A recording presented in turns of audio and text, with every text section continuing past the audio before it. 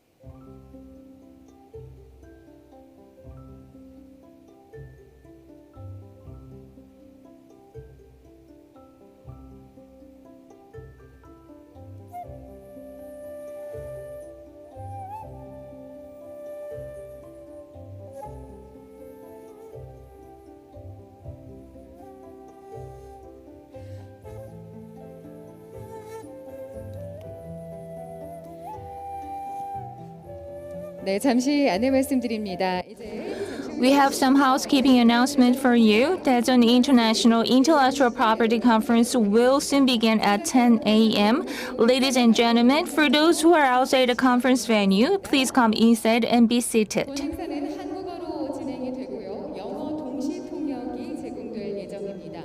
테이블 위에 놓여진 수십 The session will be provided both in Korean and English. For those who need English interpretation, please use the simultaneous interpretation device placed on your table. Channel 2 is English and Channel 1 is Korean. Please turn your mobile phone into silent mode for everyone's convenience.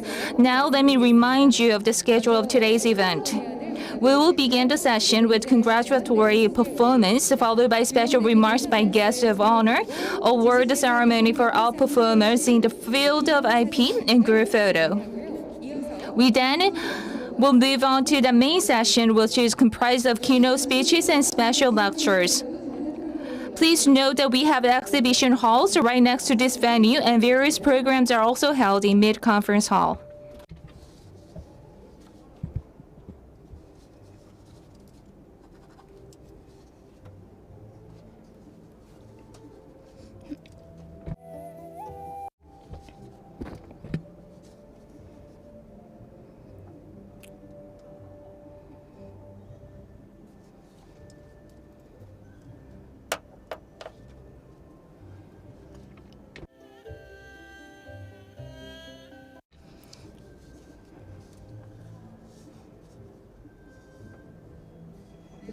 Good morning.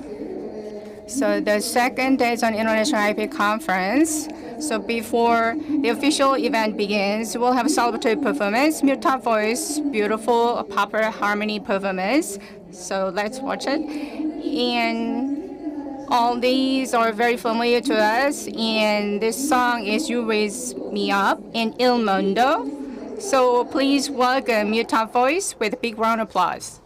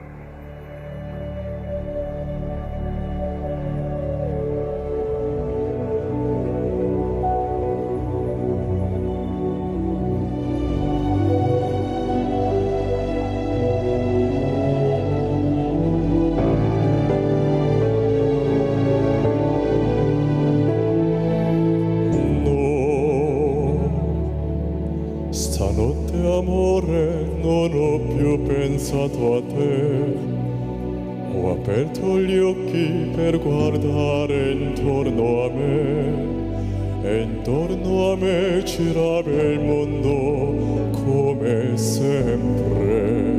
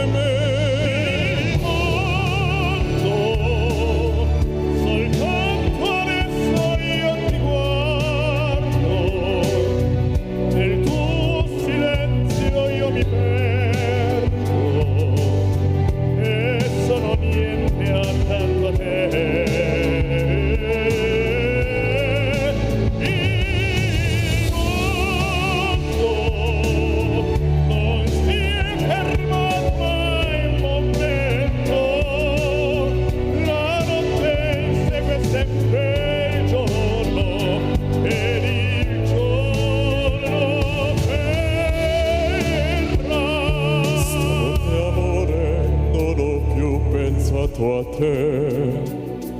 Ho aperto gli occhi per guardare intorno a me e intorno a me girava il mondo come sempre. Gira, il mondo gira nello spazio senza fine, con gli amori appena nati, con gli amori già finiti, con la gioia e col dolore della gente come me. Il mondo soltanto adesso io ti guardo, nel tuo silenzio io mi perdo e sono niente accanto a te. Il mondo non si è fermato mai un momento, la notte segue sempre il giorno ed il giorno verrà. Il mondo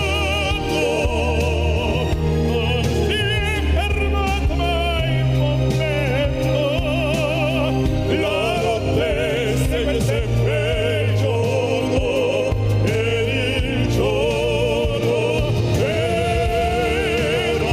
Stanotte amore non ho più pensato a te.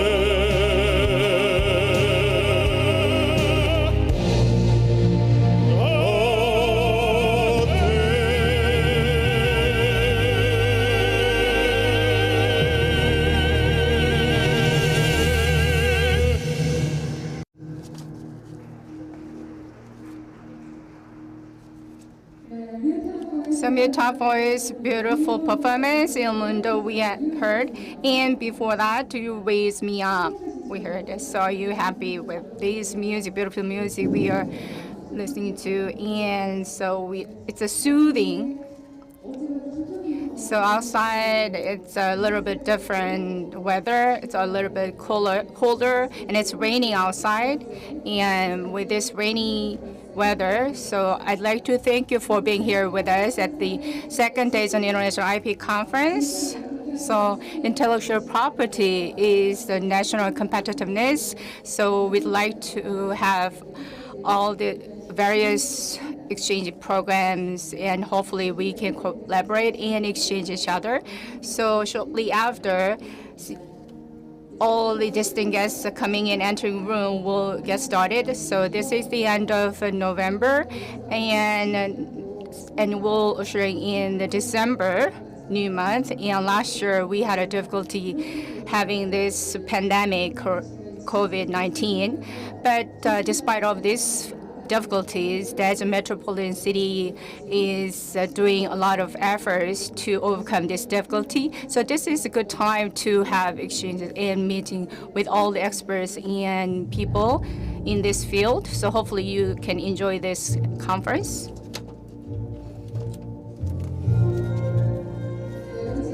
So now we are seeing Mayor Ha Tae-jung and Commissioner Kim Young-nae of KIIP are entering room, and all the distinct guests entering the room. Please welcome with a big round of applause. So at this second Daejeon International IP conference, all the distinct guests are coming to the conference room, entering the room.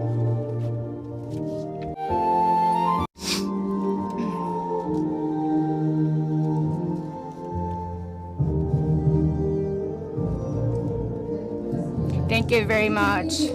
Now, Daejeon metropolitan city is go beyond the high-tech area, so we are very proud of say the global IP city, hub city. Daejeon City, Daejeon Metropolis is a very beautiful city. So hopefully you can meet this beautiful country. Mute Voice, please welcome this performance, Mute Voice, with a big round of applause.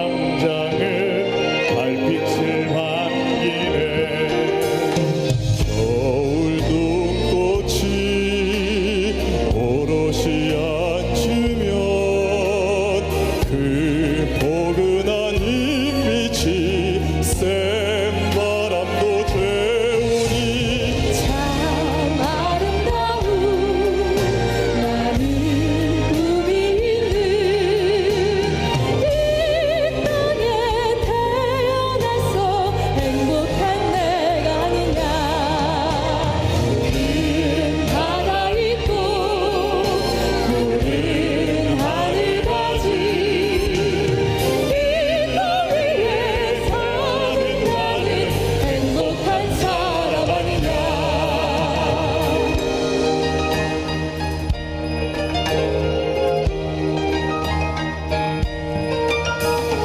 강물빛 소리 산낙엽 소리 천지사방이 보니 즐겁지 않은가. 바람 꽃소리 들풀 젓는 소리 아픈 청춘도 보니 마음 즐겁지 않은가 참 아름다운 많은 꿈이 있는 이 땅에 태어나서 행복한 내가 아니냐. 큰 바다 있고 푸른 하늘 가지 이 땅 위에 사는 나는 행복한 사람 아니야.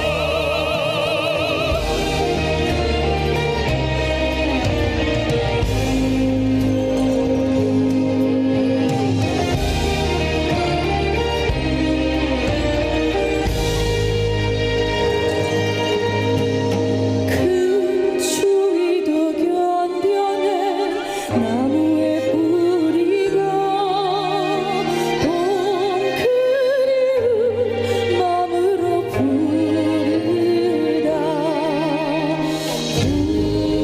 부르게 더 부르게 수많은 불 피워내 하늘이여 하늘까지 보아라.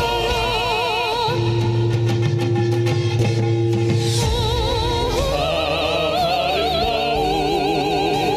꿈이 있는 이 땅에 태어나서 행복한 내가 아니냐 큰 바다 있고 푸른 하늘 가지 이 땅 위에 사는 나는 행복한 사람 아니냐 아름다운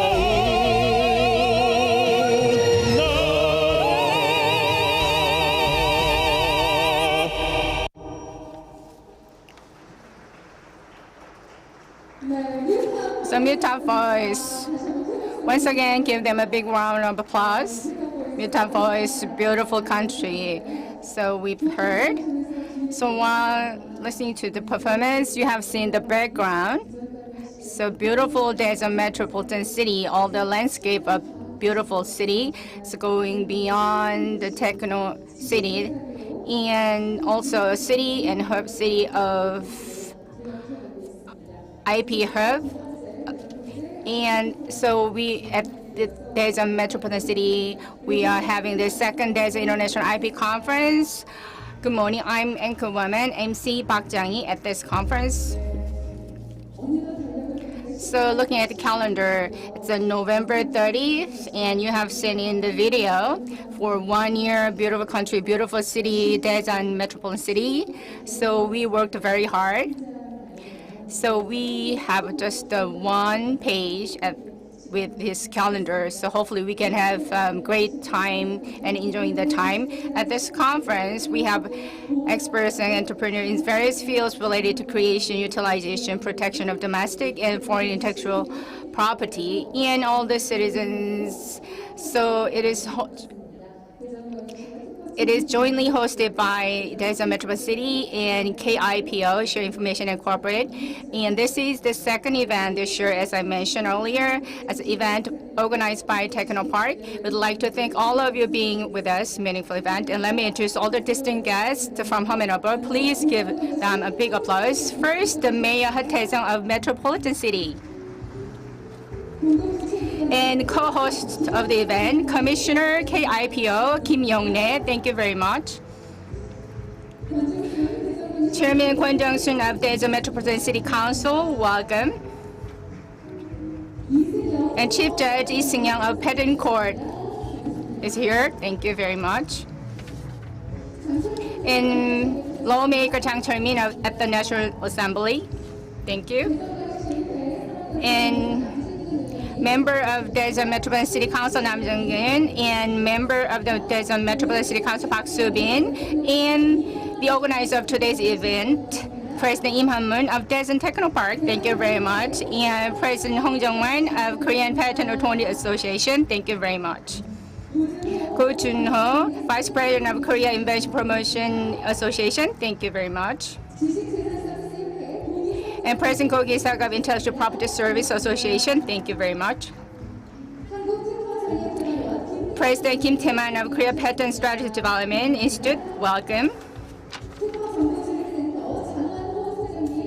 And Chang Wan-no of the Director President of Patent Information Promotion Center. And Spencer Shortip, Deputy Director to Institute Pasteur Korea. Please welcome them with a big round of applause. And President Kim Sung-kwan of Korea Intellectual Property Protection Agency. Thank you very much for being here. And Chairman Kang Byung-sam of the Special Research and Development Zone Promotion Foundation.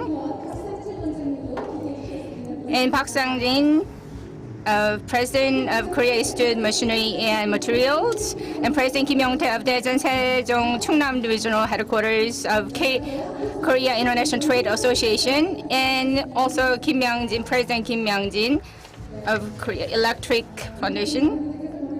And also we have other distinct guests, but because of time limit, we cannot introduce all of them. So please understand that.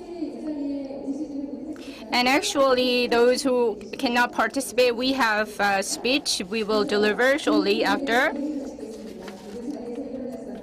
So next, we will have the Pledge of Allegiance to the national flag. Ladies and gentlemen, please stand up and face the national flag.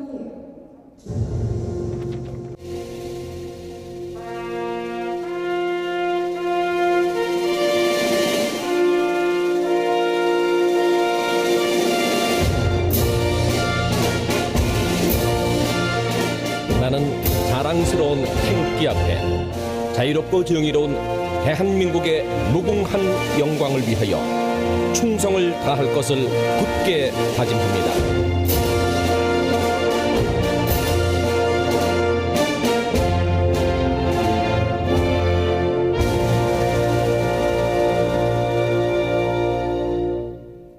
바로 이하 의례는 생략하겠습니다. 모두 자리에 앉아주시기 바랍니다.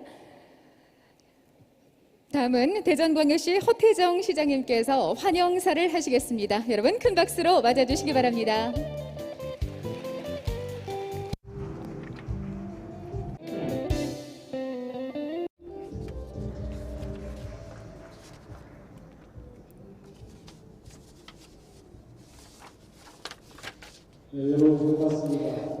Ladies and gentlemen and participants, thank you very much for being here with us. At this second Daejeon International IP conference, I'd like to congratulate on the second conference. Last year, there was a very hardship we experienced because of COVID-19. It's not perfect though, but with limited format, we are having this second conference. So it is very meaningful to have this second conference. So with this event, organized and participated, and Commissioner Kim Young-nae of KIPO, thank you very much.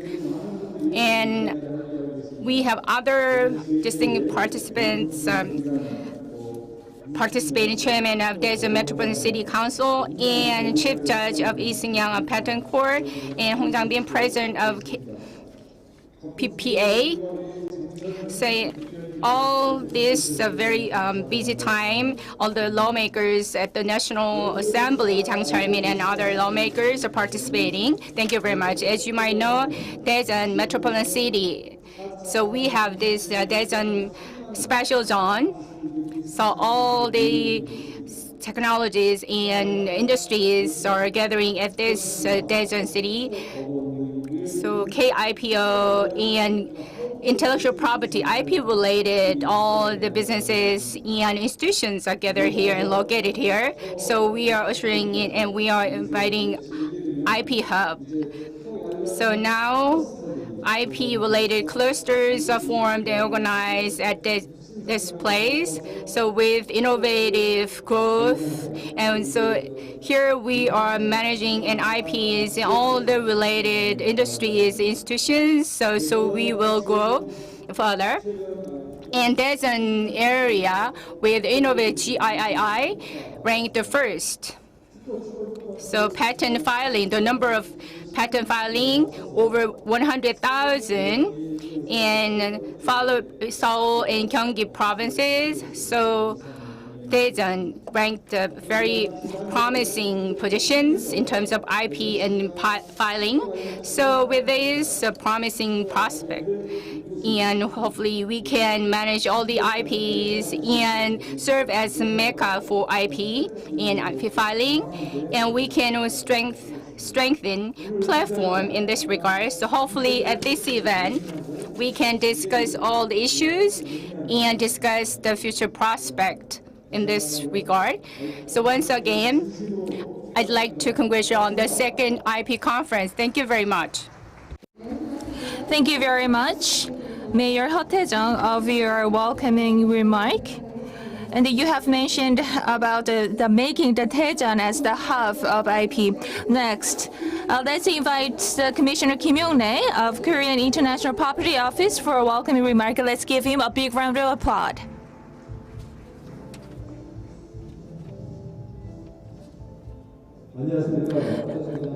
Hello everyone, I am Commissioner Kim Yong-nae of the Korean Intellectual Property Office. I am very glad to be here on the 2021, the second Daejeon International IP Conference. First of all, I would like to deliver my deepest appreciation to the Mayor Heo Tae-jung and the President Lee Seung-young of Patent Court of Korea, and the Congressman Kwon Soon-jung for your presence here, and as well as the distinguished guests who are present here, as well as our participants who are joining us online. Thank you very much for your the presence on and offline. And we will soon have this the award ceremony for our performance, and thank you very much for your performance. We are the Daejeon is surely an innovative city which has a very good infrastructure for IP. And we will drive up the innovation with this good infrastructure, and we are known as one of the good the cities for the IP infrastructure, and we will work further to drive up this innovation. And we are very happy to have this kind of the conference in this kind of meaningful time, and to drive up the competitiveness and the facilitation of the IP, along with the business sectors and government, the stakeholders. So I think it's truly a meaningful time to have here, and I hope that all the dialogue that we are going to have in this today's session will contribute to the facilitation of the IP in the region of not only in the region of the Daejeon, but as a nationwide in the world. And the intellectual property office will also our very hard to do our part. And thank you very much once again for all your presence and participation and strong support. I hope that this will serve as a very meaningful time for everyone. Thank you very much. Thank you very much. Thank you very much, Commissioner Kim Yong-nae of Korean International Property Office. Next.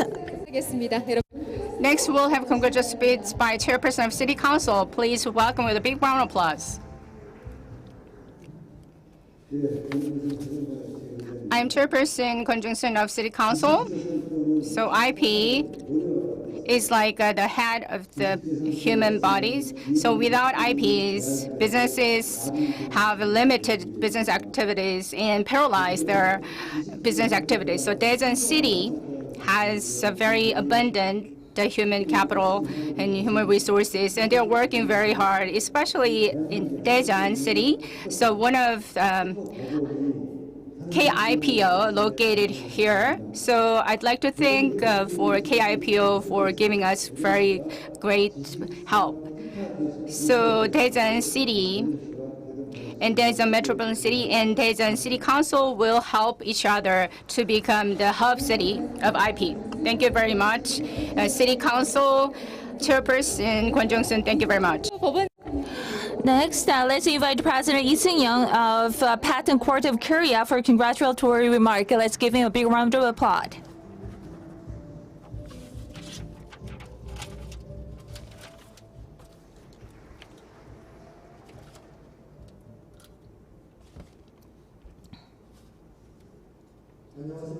Good morning, everyone.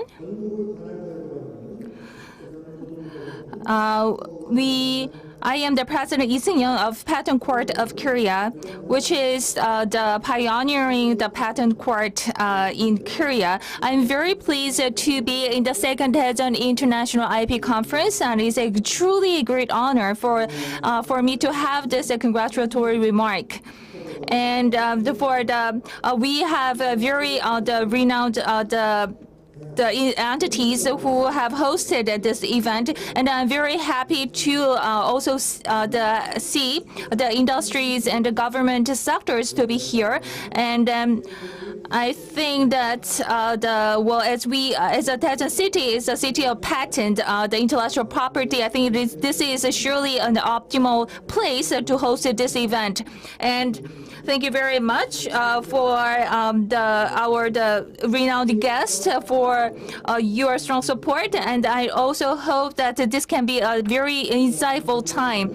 That we are now living in a very critical and the challenging moment in the era of COVID-19, and which are making our life very challenging in the field. Not only in our leisure time, but also on in our work. So that.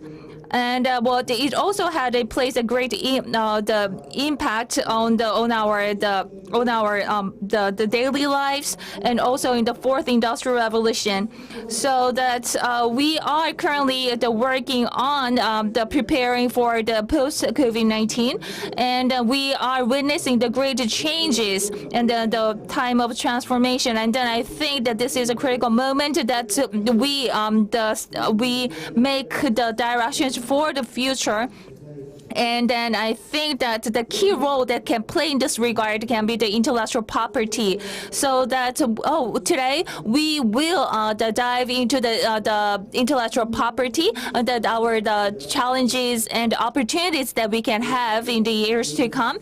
So that I hope that a lot of the discussions that we will have in today's event will make the intellectual property more flourishing, and also that we can make the intellectual property more protected, and we will also in the Patent Court of Korea will soon also host an international conference, and which will be presented by a number of IP-related countries, and we will soon.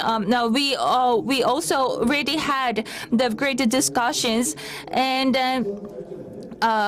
we will. I'm very proud to say that we will surely become the leading country in the field of intellectual property. So that we also the Patent Court of Korea in Daejeon will work hard and strongly support the betterment of the intellectual property in Korea. Thank you very much. 원장님께서 And thank you very much, the President of Lee Seung-yeon of Patent Court of Korea. Now we have lawmaker Jang Chul-min of the National Assembly. Please welcome him with a big round of applause.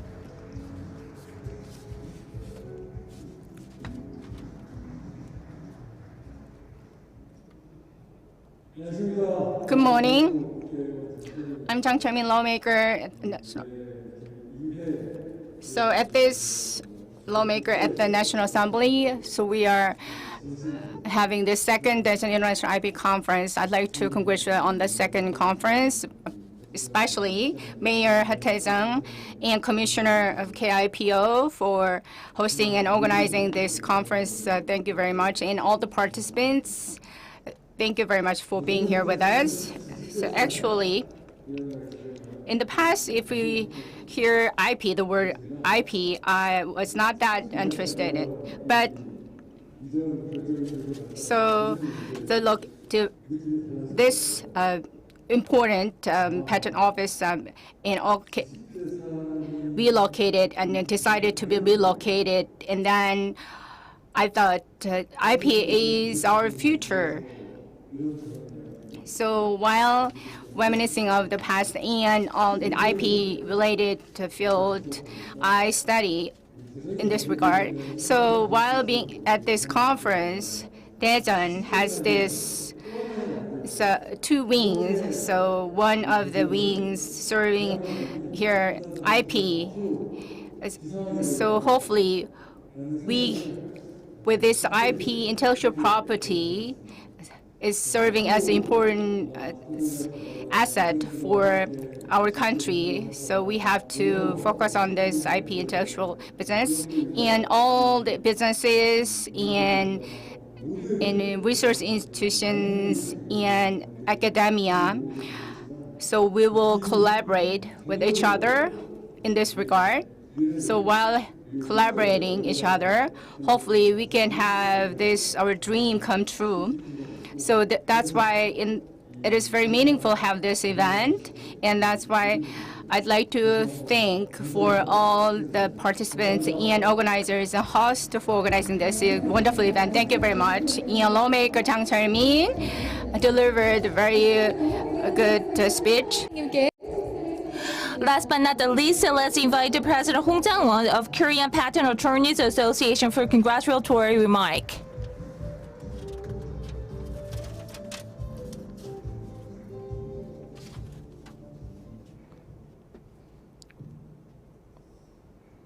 Good morning, everyone.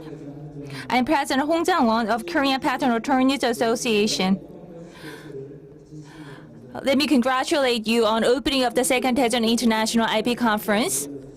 And I first would like to deliver my appreciation to the Mayor Ha Tae-jung of Daejeon Metropolitan City Government, and as well as the Korean Intellectual Property Office for your great efforts, and as well as I'm very glad and honored to be here with all the other distinguished guests. And the cake contents are has been very well received all around the world, and in the era of COVID-19, and we have Korea has is also that they came up with the biomedical medical intellectual properties, and as well as we are also exporting all those pharmaceuticals all around the world. And behind all these, we have this intellectual property, and in this world of competitiveness for this Korea to stand up and then to lead this kind of competitiveness of our world, I think that everyone here need to play our great role.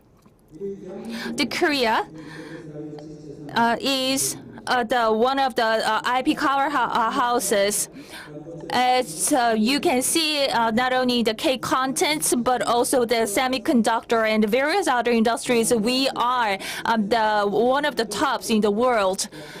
But there are a lot way to go because we lag behind in the utilization of this the great intellectual properties. So that the Korean the Patent Attorneys Association is working very hard to facilitate the protection and the utilization of the IPs, and so that all those great inventions and creations that are well protected and well promoted and facilitated all around the world.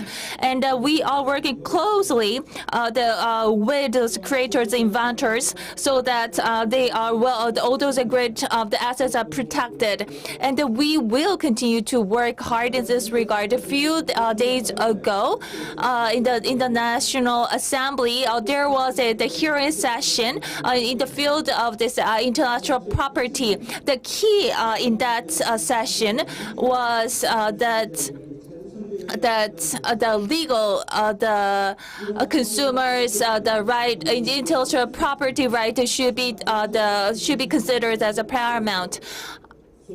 So that we need to work closely with each other, and so that we can better protect the intellectual property rights. And I think it is a very timely that we have this second Daejeon International IP conference, and that I hope that this can serve as a very important time to facilitate the IP, the intellectual property rights and protection. So then, thank you very much once again for your presence. Thank you very much for the President Hong Jang-won of Korean Patent Attorneys Association. Thank you very much. 오늘 So at this conference, those who cannot participate, we have a speech delivered to us. And first, the Lee Sang-min lawmaker said, congratulations on the second Daejeon International IP conference. While coming closer to hyper-convergent society now, I'm looking forward to having this event serve as a venue of communication, sharing the value of innovative technology and intellectual property.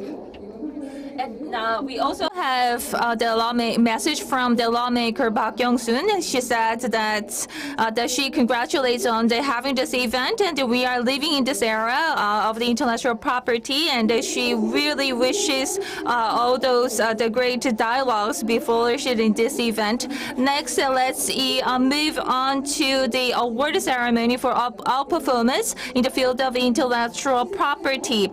So first award will be presented by Daejeon Metropolitan City Government, Mayor Heo Tae-jung. Please come up to the stage. And also our awardees, CEO Hon Mi-jin, Government Officer Jeon Young-woo, Junior Leader Min Ji-young, please come up to the stage.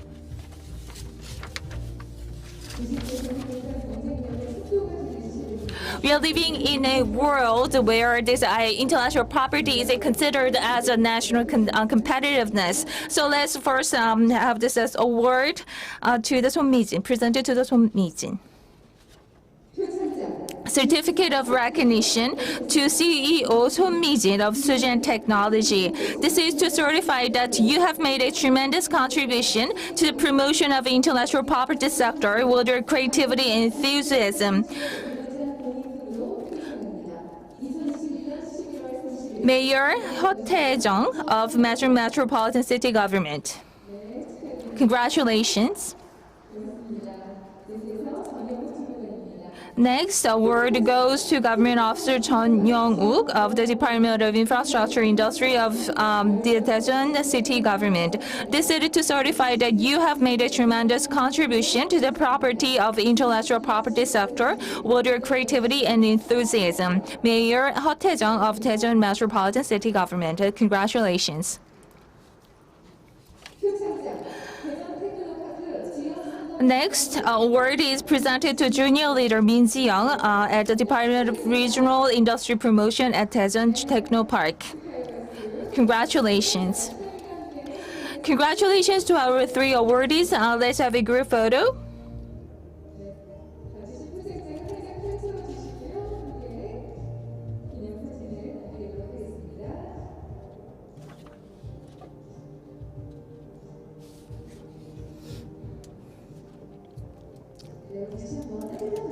Let's give our awardees a big round of applause.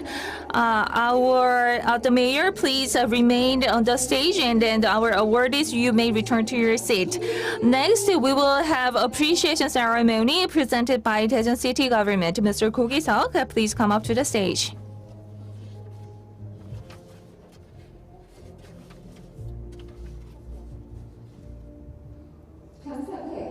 Certificate of Appreciation to the President Ko Gi-seok of Korean Association of Intellectual Property Services.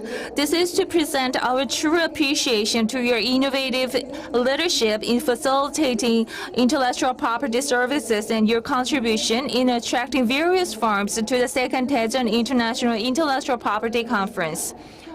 Mayor Heo Tae-jung of Daejeon Metropolitan City Government. Thank you very much. Let's give him a big round of applause. And we will have a short photo time.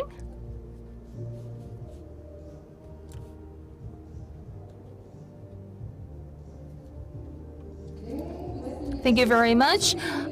Mayor Ha and President Ko, you may return to your seat. Next, we will have the award ceremonies presented by Korean Intellectual Property Office. Commissioner Kim Yong-rae of KIPO, as well as our awardees, Go Myung-ju, Nam Yoon-hee, please come up to the stage.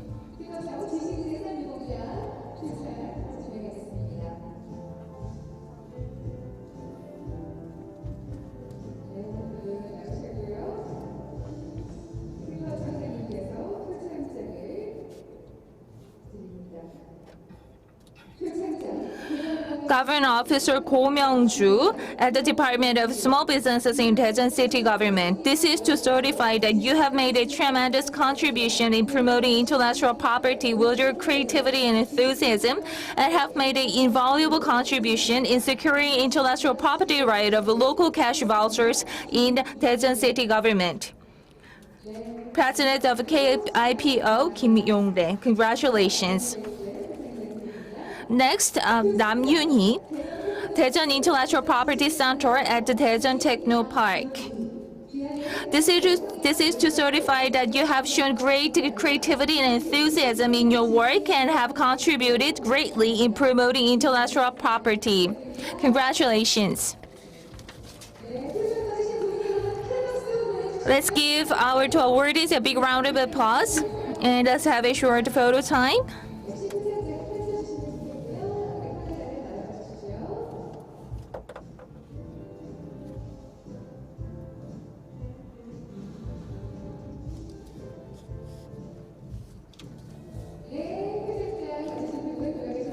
Okay, you may return to your seat. And this time we will have a final group photo. All our distinguished guests, please come up to the stage. All our distinguished guests, please come up to the stage for the group photo.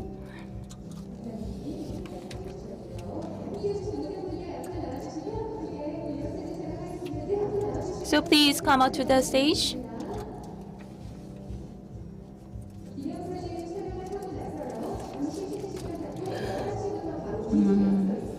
And after this group photo, we will have a short break, and we will begin the keynote speech at 11.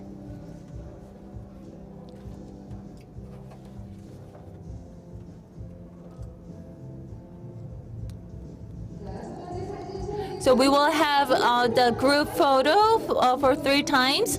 So this time let's have the fighting gesture. So I will say Daejeon, and then you say 지식재산, which means intellectual property. So our final photo. So let's become casual this time. If you can look backward, you will see a very cute the characters, so which represent Daejeon.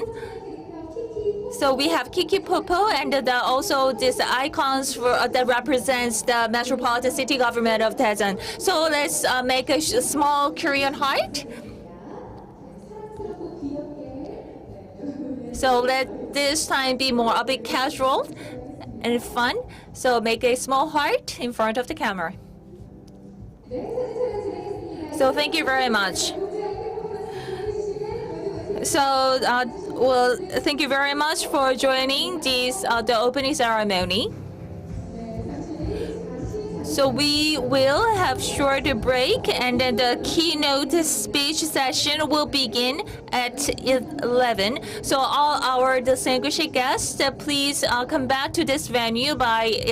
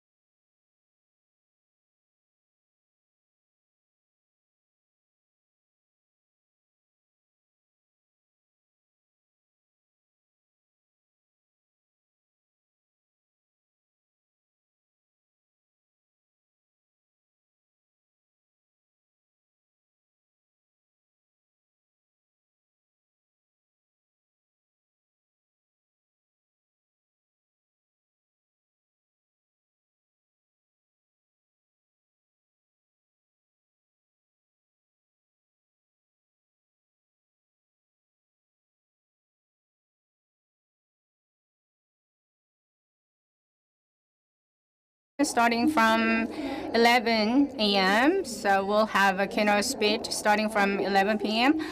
a.m. We'll have a keynote speech by Carson Fink, WIPO. So please enter the room. So if you scan your QR code, then you will receive the handbook for the presentations.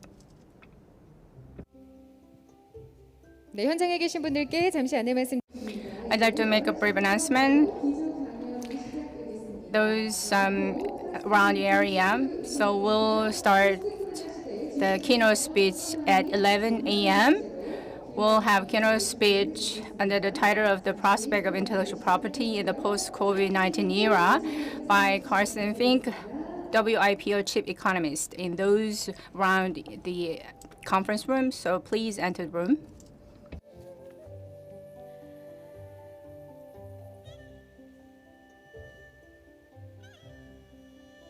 네, 제2회 대전 국제 IP 컨퍼런스 함께하고 있습니다.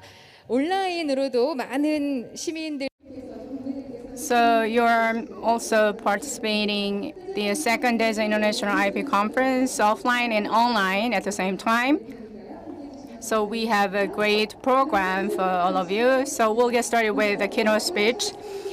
And we'll have keynote speech by Carson Fink, the Chief Economist, talk about the prospect of intellectual property in the post-COVID-19 era. Please, let's watch the video.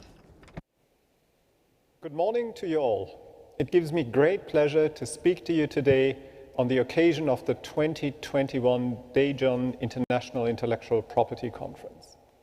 At the outset, let me thank in particular the Daejeon Metropolitan City and the Korea Intellectual Property Office for their kind invitation to talk about some of the work we have been doing at WIPO. I wish I could be with you today. From what I understand, Daejeon is really a must visit for anyone interested in innovation and creativity. But for now, of course, we will have to live with a virtual format. I will divide my talk into two parts. First, I would like to present to you preliminary evidence we could collect on how the COVID-19 crisis has affected innovation around the world. Second, as you may know, Korea performed really well in this year's edition of our Global Innovation Index, and I would like to offer a few words of background in this regard. Let me start with the COVID-19 crisis. The first important question to ask is how this crisis has affected worldwide spending on research and development. Just before the pandemic, in 2019, research and development investments reached an all-time high, growing at an exceptionally high rate of 8.5%. Historically, research and development investments have moved in parallel with economic output. In particular, they slowed substantially during the economic downturn of the early 2000s and during the Great Recession of the late 2000s. We don't yet have the full picture for 2020. If the pandemic's impact really were to mirror historical experience, R&D investments in 2020 would have been hard hit, possibly declining by as much as 2.8%. However, there are reasons to be optimistic that this time is different, that R&D expenditures will have turned out to be more resilient over the course of the pandemic. The limited available research and development data points we have for 2020 indeed do not suggest pronounced declines. Government budget allocations for the top R&D spending economies that have already disclosed their budgets continued to grow in 2020. We could also collect some preliminary information on R&D performance from companies' financial statements, and interesting patterns emerge across sectors. In the pharmaceutical and biotechnology industry, around 62% of companies reported an increase in R&D spending. This share rises to 65% for the ICT hardware and electrical equipment industry and to 80% for software and ICT services. The industries with a majority of companies reporting R&D investment declines include the car as well as the travel, leisure and personal goods industries. A second question is how the pandemic has affected the financing of innovation. We can track the availability of innovation finance through data on the number of venture capital deals. We found that the number of such deals grew by 5.8% in 2020, higher than the 10-year average growth rate of 3.6%. This growth is remarkable, especially considering that venture capital deals declined in Europe and North America in the second quarter of 2020, when overall financial market uncertainty was very high. Strong growth in the Asia-Pacific region, your region, more than compensated for this decline. And first quarter statistics for 2021 suggest even more vibrant venture capital activity this year. How has the pandemic affected demand for intellectual property? In the first half of November, WIPO released its latest statistics on intellectual property filings worldwide. The most surprising trend we saw was that there was a 13.7% increase in global trademark filing activity in 2020. This is exceptional, as historically, trademark filings, more than filings for any other intellectual property right, have correlated with the business cycle. The strong growth in 2020 trademark filing activity has a broad base. Among the top 20 offices in the world, 16 had higher levels of trademark filing activity in 2020 compared to 2019. The Republic of Korea registered growth of 12.6%, very much in line with a global trend. What explains this counter-cyclical trademark filing performance? We see particularly strong growth in the types of goods and services closely associated with the pandemic, such as pharmaceuticals and personal protective equipment. More broadly, the strong demand shifts in the economy unleashed by the pandemic seem to have created new business opportunities for which companies around the world have sought trademark protection. In the case of patents, our data show growth worldwide of 1.6%. However, the growth is really concentrated amongst a few countries, notably China with growth of 6.9%, the Republic of Korea growth of 3.6%, and India growth of 5.9%. 13 of the top 20 patent filing offices saw declines in 2020, more in line with the experience from previous economic crises. How has the onset of the pandemic affected patent filings across different fields of technology? We have preliminary evidence from international patent applications filed under WIPO's Patent Cooperation Treaty.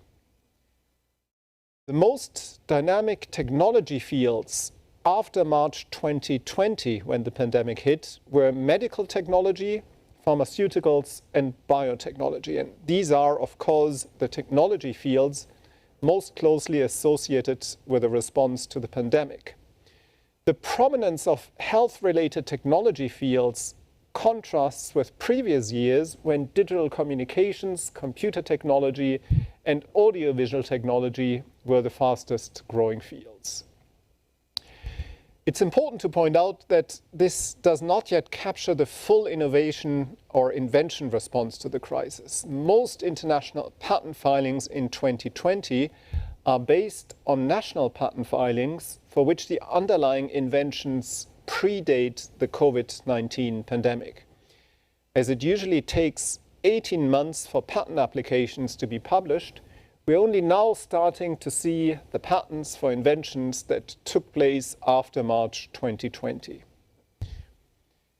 Let me also say a few words about the pace of technological progress, the very purpose of innovation, if you wish.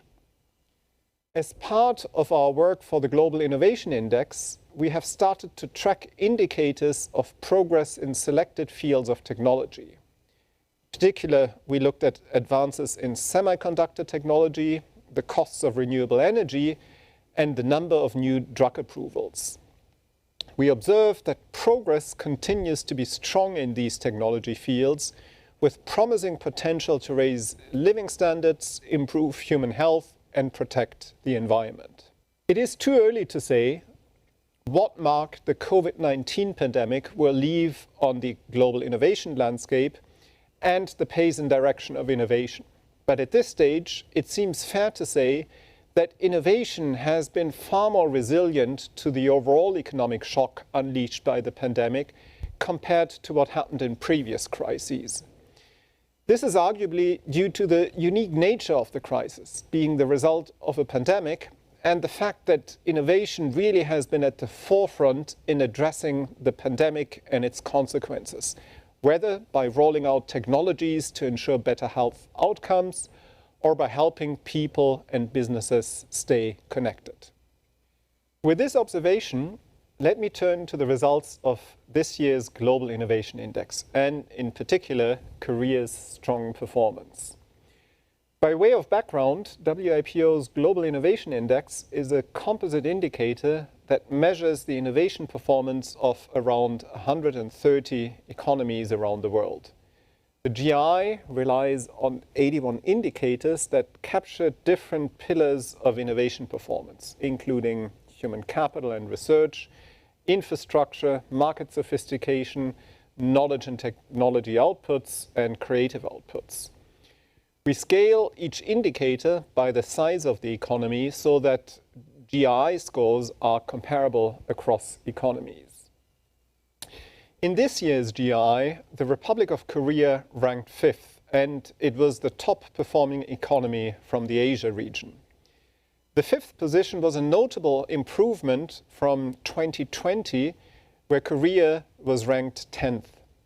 I should immediately caution that rank changes from one year to another reflect a variety of influences. They do not only result from relative innovation performance, but also from changes to the GI model and changing data availability. It is worth noting that Korea's strong performance this year is primarily driven by improvements in the creative output pillar and the knowledge and technology outputs pillar. This includes, for example, a marked increase in cultural and creative service exports, which reflects the growing global popularity of Korean music, movies, and television series. We like to compare economies' performance in the Global Innovation Index to their level of economic development, which is done in this chart here. Like many, but not all, high-income economies, Korea performs far above its level of economic development, and Korea clearly ranks among the top innovating economies in the world, with enterprises that compete on the basis of their technological edge and whose brands are household names around the world. In addition to the ranking of economies, the Global Innovation Index also provides a ranking of the top 100 science and technology clusters in the world. We generate this ranking in the following way.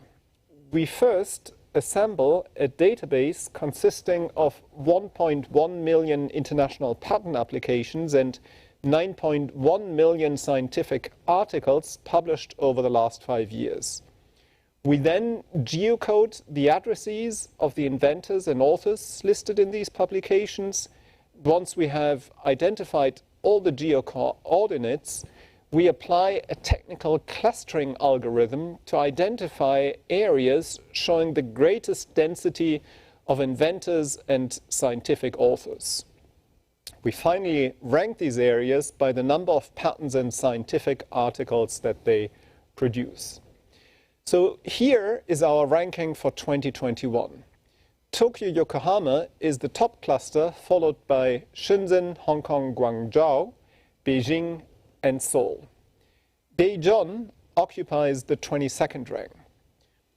In a way, it is not surprising that the top clusters coincide with the world's largest metropolitan agglomerations. To obtain another perspective on the performance of these clusters, we look at the so-called science and technology intensity of these clusters. We rely on very detailed geospatial population data and map these data to our cluster areas. The science and technology intensity rank is then simply calculated through the S&T output and by dividing it by the population living in the cluster area. Here's the resulting intensity ranking for 2021. Cambridge in the UK is the top cluster this time, followed by Eindhoven in the Netherlands, the home of the company Philips, Ann Arbor in the United States, Oxford in the United Kingdom, and San Jose, San Francisco, of course better known as the Silicon Valley. Interestingly, Daejeon is the 6th most intensive science and technology cluster in the world. In other words, given its size, the Daejeon metropolitan area really ranks among the most vibrant innovation hotspots in the world.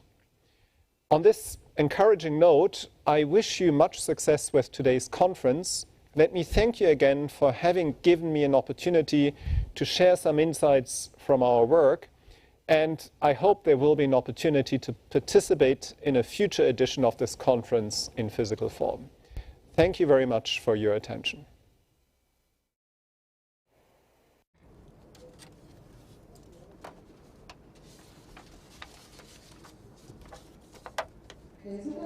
The first keynote speech. So we watched the video. Next, hopefully we can see in person. So actually you are presenting in Korean. The receiver placed on the table, you can use the receiver.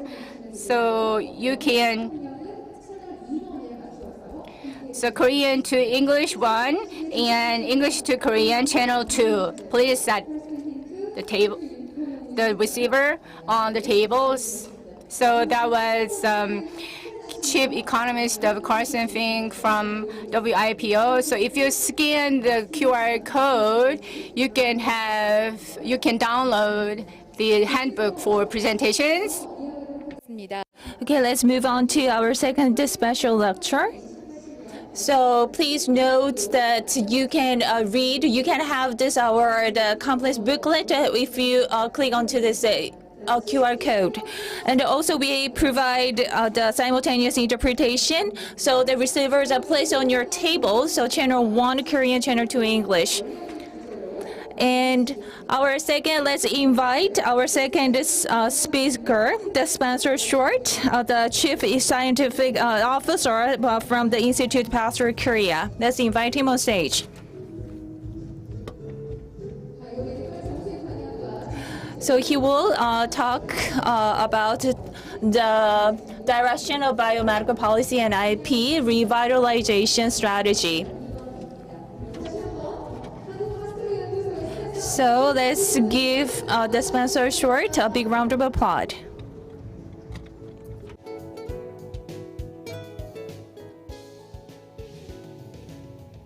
감사합니다. Thank you very much for the kind invitation. I'd like to add my warm congratulations to the organizers of the event and thank them once again for honoring the Institute Pasteur Korea with the opportunity to present some of our ideas and our insights on the subject of today's theme, the intellectual property and its policy formation.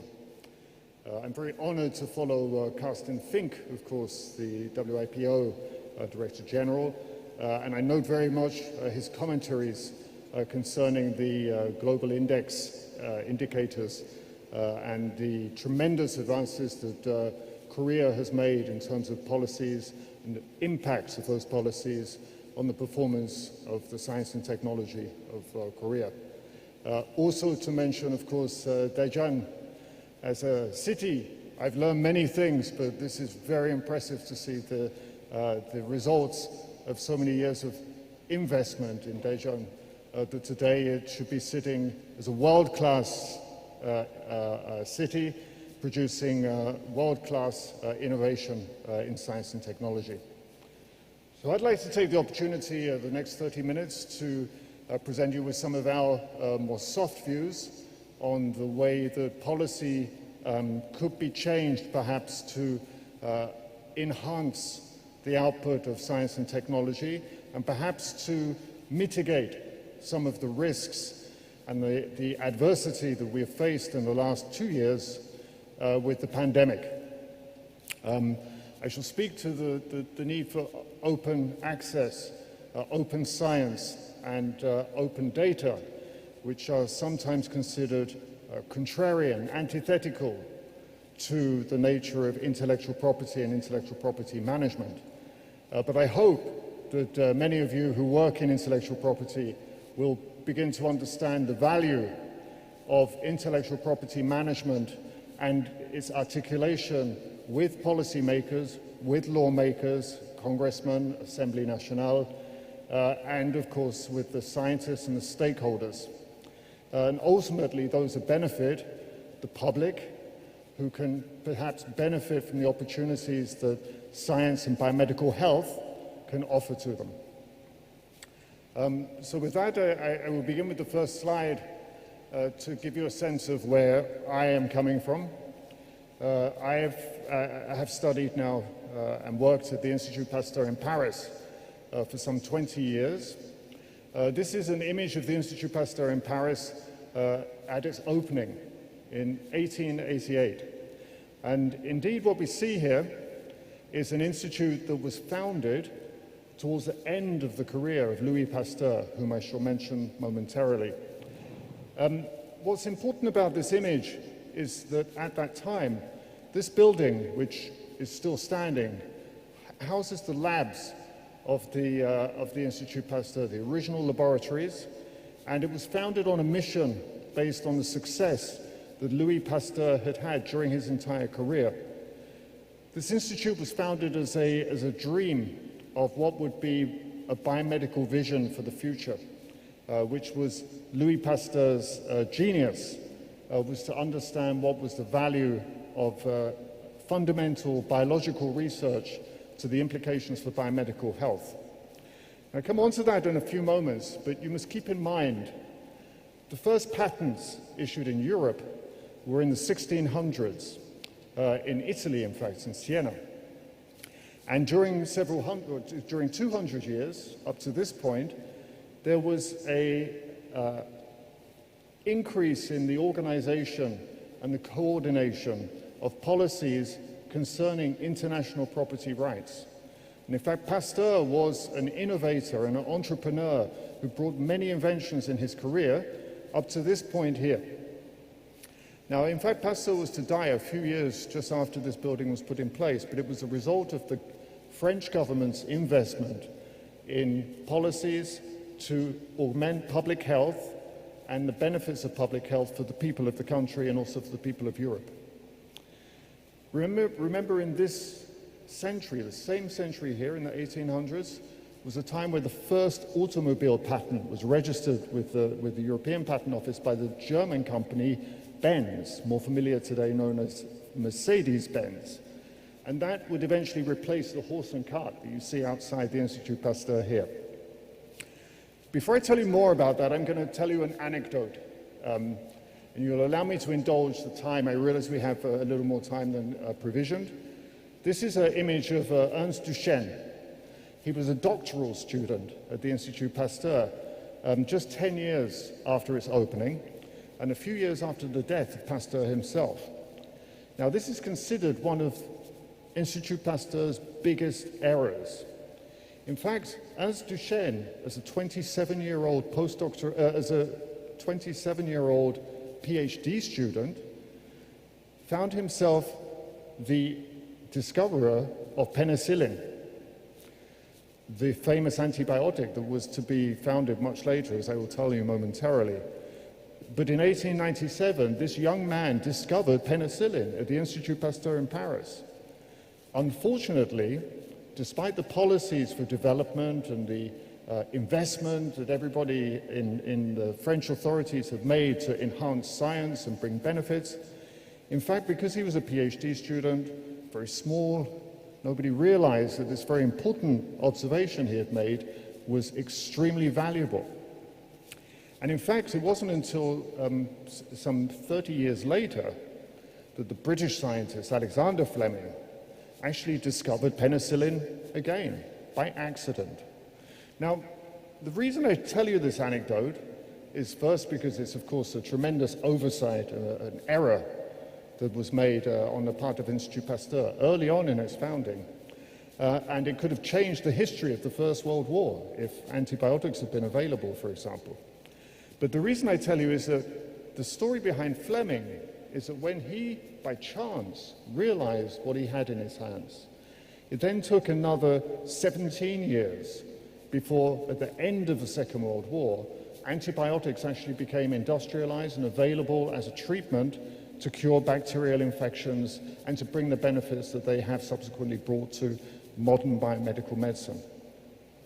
Now, the key here is that policies, decisions made by lawmakers and governments have the most important implications on the value that comes from scientific discovery.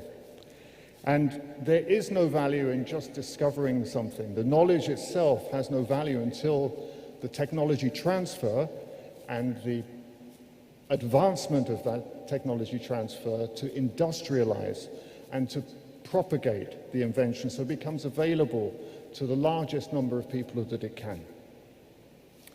So with that in mind, this is an image of Dr. Suntaek Kim from the Institut Pasteur in Korea, showing his results in the COVID crisis as we began drug screening just 18 months ago, looking for drugs that could impact the emerging COVID, SARS-CoV-2 virus at that time. And you will recognize, of course, he's presenting this data to your president. We were very honored to receive President Moon in Institut Pasteur Korea. It was a very important moment for us. And I envisaged what was going through the mind of our scientists and through the mind of our dignitary visitor. And in the first moments, we can envisage this, Dr. Kim was thinking, Eureka, I've found something, and hoped it would be a drug that could have effect. Whereas President Moon was thinking, gee. Why was he thinking gee? For many of you that were not present during Carsten Think's presentation, of course, is because Korea has, in this year, from the GII Global Innovation Index, has just made an enormous leap forwards in its rankings, ranking now #1 in Asia, passing Singapore, very importantly, and overall, globally, actually becoming a top contender in the top 5 countries in the world for the Global Innovation Index, which makes it competitive to the United Kingdom, to the United States, and to China. So here, what I felt was important was that Darren Tang, the Director General of the WIPO, mentions precisely the importance of this Global Innovation Index for the nature of policymakers. It is for the policymakers to read such a document, to take in these metrics, and to understand the importance of positioning policies so that the maximum benefit can come from the inventions that are made in biomedical science. So in effect, of course, Dr. Kim is thinking, what is success? And success for Dr. Kim would be science and technology translation, to transfer the technology and to make theranostic, to make therapy, to make diagnostic, to bring vaccine or neutralizing antibodies into the commercial space, and to propagate them to be available to you. And of course, the president and the government would be thinking innovation, public health, and the economy. Good economy, benefits to public health, and ultimately benefits for the entire society. So the measure of success clearly is life expectancy. And what we could envisage is that in the last 200 years, there's been an enormous increase in the life expectancy. So actually, globally, there's been a tremendous increase where in 1800, you could expect to live until the grand old age of 35 years old. whereas today you can expect in many parts of the world to live to the grand old age of 85 or more. And many countries, even poor countries, have actually benefited from this increase in the life expectancy. So for a scientist like myself, or for Dr. Kim, the value is indeed, the measure of success is to see the benefits of scientific invention in biological science brought into global public health. And so over the years, we've seen enormous advances in public health, not just because of scientific discoveries, but also because of the important policy-driven changes that have accompanied that. And finally, the most important, that the public are educated to understand the benefits and the use of the very tools that are being given to them. I think of vaccinations, I think of the value of vaccination, I think of antibiotics and the value of antibiotics against antibiotic resistance. And clearly, during the coming decades, the way that we as the public understand the use of antibiotics and their disposal, their safe destruction, the way we think of vaccination and its use and value in the face of a pandemic is critical to the potential benefit it can bring to society. In public health policy, there are key drivers, and here we're looking at a profile of the United States, and what you're seeing is the mortality rate from infectious disease during 1900 through to the year 2014 in fact. And what we see here is, of course, there is a continuous reduction in the number of deaths, the mortality rate. That's the number of deaths per 100,000 people from infectious disease. And what you see is that in 1918, of course, there's a big spike where the pandemic of 1918 hits, and you see that the mortality rate goes up sharply. But otherwise, there's a continuous reduction. And what you must note is that the arrows indicating on the continuous fall of that graph line is not just scientific invention. The actual introduction of penicillin doesn't make that much impact per se. It's actually the policy-driven changes that make the impact. It's the decision to put chlorine into the water system. It's the decision for there to be an introduction of independent state health departments that are empowered by federative government to have the opportunity to build infrastructure for public health. So I would tend to not scientific invention in itself, but policy making is the most important. And in that sense, patent and intellectual property management is critical. So I come back now to the Institut Pasteur itself. This is a different view taken just a few years back. Our laboratory, my group, is actually situated on the ground floor of that very modern-looking building to the left there. And on the right-hand side is the old building that I showed you earlier on from the very beginnings of the Institute. The Institut Pasteur Paris is an Institut Pasteur global network, as I will mention momentarily. It's a private non-profit research institute for basic sciences for the benefit of global public health. And necessarily, Louis Pasteur was, as I mentioned, a great inventor. During his long career, he managed to touch the lives of many industrialists of the biomedical field that was literally invented in his hands. He brought value to farmers and to the production of food and to wine and beer. He made enormous changes to the industrialization of silk production. And he saved the silk production industry, in fact, in France. So his entrepreneurship, his invention, his ability to innovate was a key to the founding of that institute. And today, the Institut Pasteur is an institute of research, fundamental research in biological science, public health to bring benefits to the public, but also importantly, training and education at all levels, both in science and in business, to assure that innovation can be delivered effectively, not just at a local scale, but at a global scale. What is interesting about the founding of the Institute was that just a few years, 1891, the beginnings of the very first International Network Institute from the Pasteur Institute were founded. So in fact, in what is now Ho Chi Minh City, what was then known as Saigon in Vietnam, there was an institute founded by a Pasteurian in the field for the purpose of distributing yellow fever vaccine and assuring public health in regions, so establishing the production, industrialization and production of vaccines for the benefit of public health. And this model, in fact, was propagated during the next 130 years, so that you see here the growth of the Institut Pasteur International Network. So in addition to the institute in Paris, institutes then began to appear in Vietnam, in Cambodia, in Laos, China, in South America, Uruguay, Brazil, all across Europe, into Africa, into Senegal, and Cameroon, Ivory Coast. And so as these institutes were opened up, almost one new institute every 4 years, they were opened with the agreement of local authorities to the benefit of public health, both domestically and internationally, a cohesive network of collaborators working independently, each to its own, but collaboratively in partnership, with one vision. And that vision will be for the biology for the benefit of public health. And what you see here is in 2004, the Institut Pasteur Korea was founded based on that same model.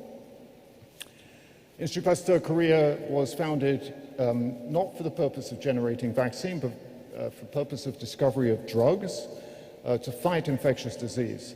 And to this day, for 15 years now, the Institut Pasteur Korea has successfully developed a number of drugs that have been brought to market based on the model that I've just now presented to you. It was founded with the strong support and investment of the Ministry of Science and Technology, but as you'll see today, is actually a cohesive collaborative space involving many other sources of financing. Very briefly, the Institut Pasteur's drug discovery approach, summarized here in a flowchart in a report that you can download from our website as you would feel, is based on the idea of using imaging technologies and screening technologies to screen many drugs in order to find new drugs that can be first in class for fighting infectious diseases.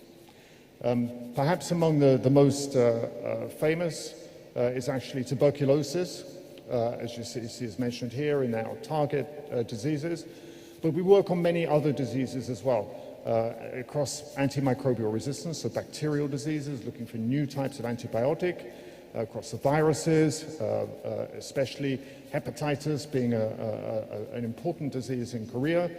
Coronavirus, of course, since before the pandemic, we've been working for many years on coronavirus and many others, including the parasites in the more neglected disease areas, such as in malaria and sleeping sickness and leishmaniosis. This work is an effort that is about drug discovery, but it touches many different areas of speciality and biology, because we work across many diverse disease types, and infectious disease comes at many different levels, from virus, prions, all the way through to parasites and bacteria. So as I mentioned earlier, the most, probably perhaps the most famous example of a drug that was first in class and is now today making a big difference in the fight against tuberculosis was the discovery of Telecabek, which came from a company called Curiant Therapeutics that was spun out from the Institut Pasteur Korea, based on the objective to find new drugs to fight both infectious disease, but also to fight in cancer and in neurodegenerative diseases. Today, Curiant is a successful company on the Korean Financial Stock Exchange and is internationally known in its efforts to fight against tuberculosis. Now, in terms of the COVID work, we found ourselves in a position faced with the pandemic where we had to rapidly find opportunities to identify drugs that might have an immediate benefit in the clinical space. And as many of you are probably aware, in the intellectual property management space, the development of a drug can actually take many years, far more years than vaccines in some cases. Sometimes normal drug discovery can take 10 to 15 years. And the question for us scientifically was, how can we shorten this period of time to discover new drugs? Now, one way to do that is shown in this schematic here, is called repurposing, where you can take existing drugs that are already approved for clinical use from the FDA collection, which is about 2,000 compounds, and you can screen those compounds that, to see whether they have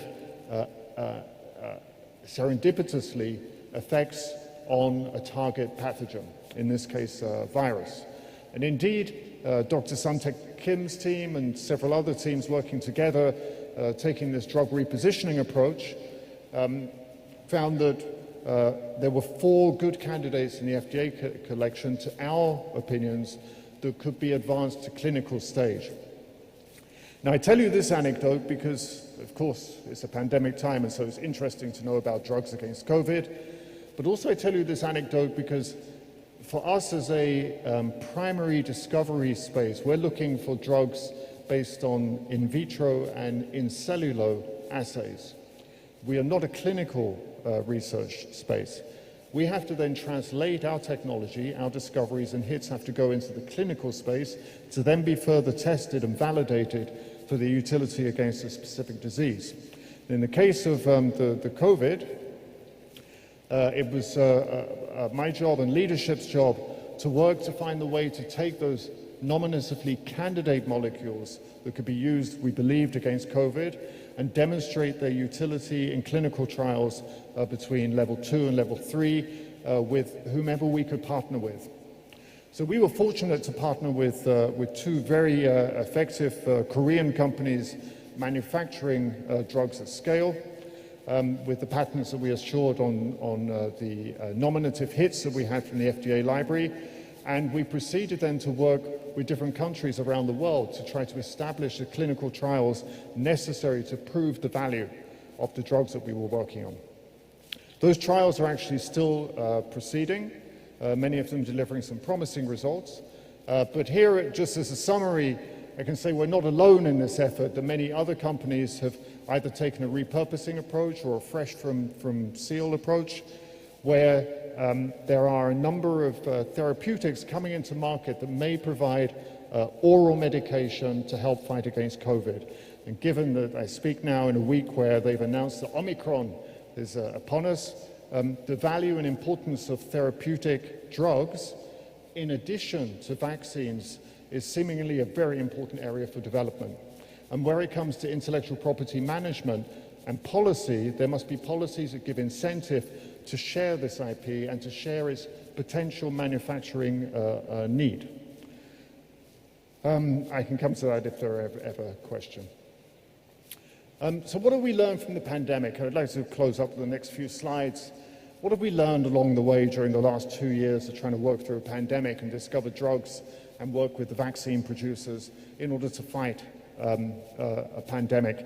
And how will this change the way we fight in the future? So we've understood that disease surveillance is critical, and within the within the Institut Pasteur International Network, some 32 institutes distributed around the world, this is of high value to be able to make surveillance of disease outbreak.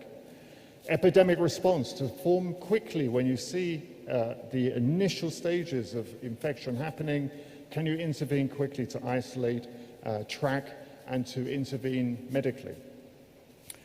Basic and translational research mobilization, so agile response of research structures to be able to move quickly and unhindered by too much red tape or bureaucracy or too much patent blocking.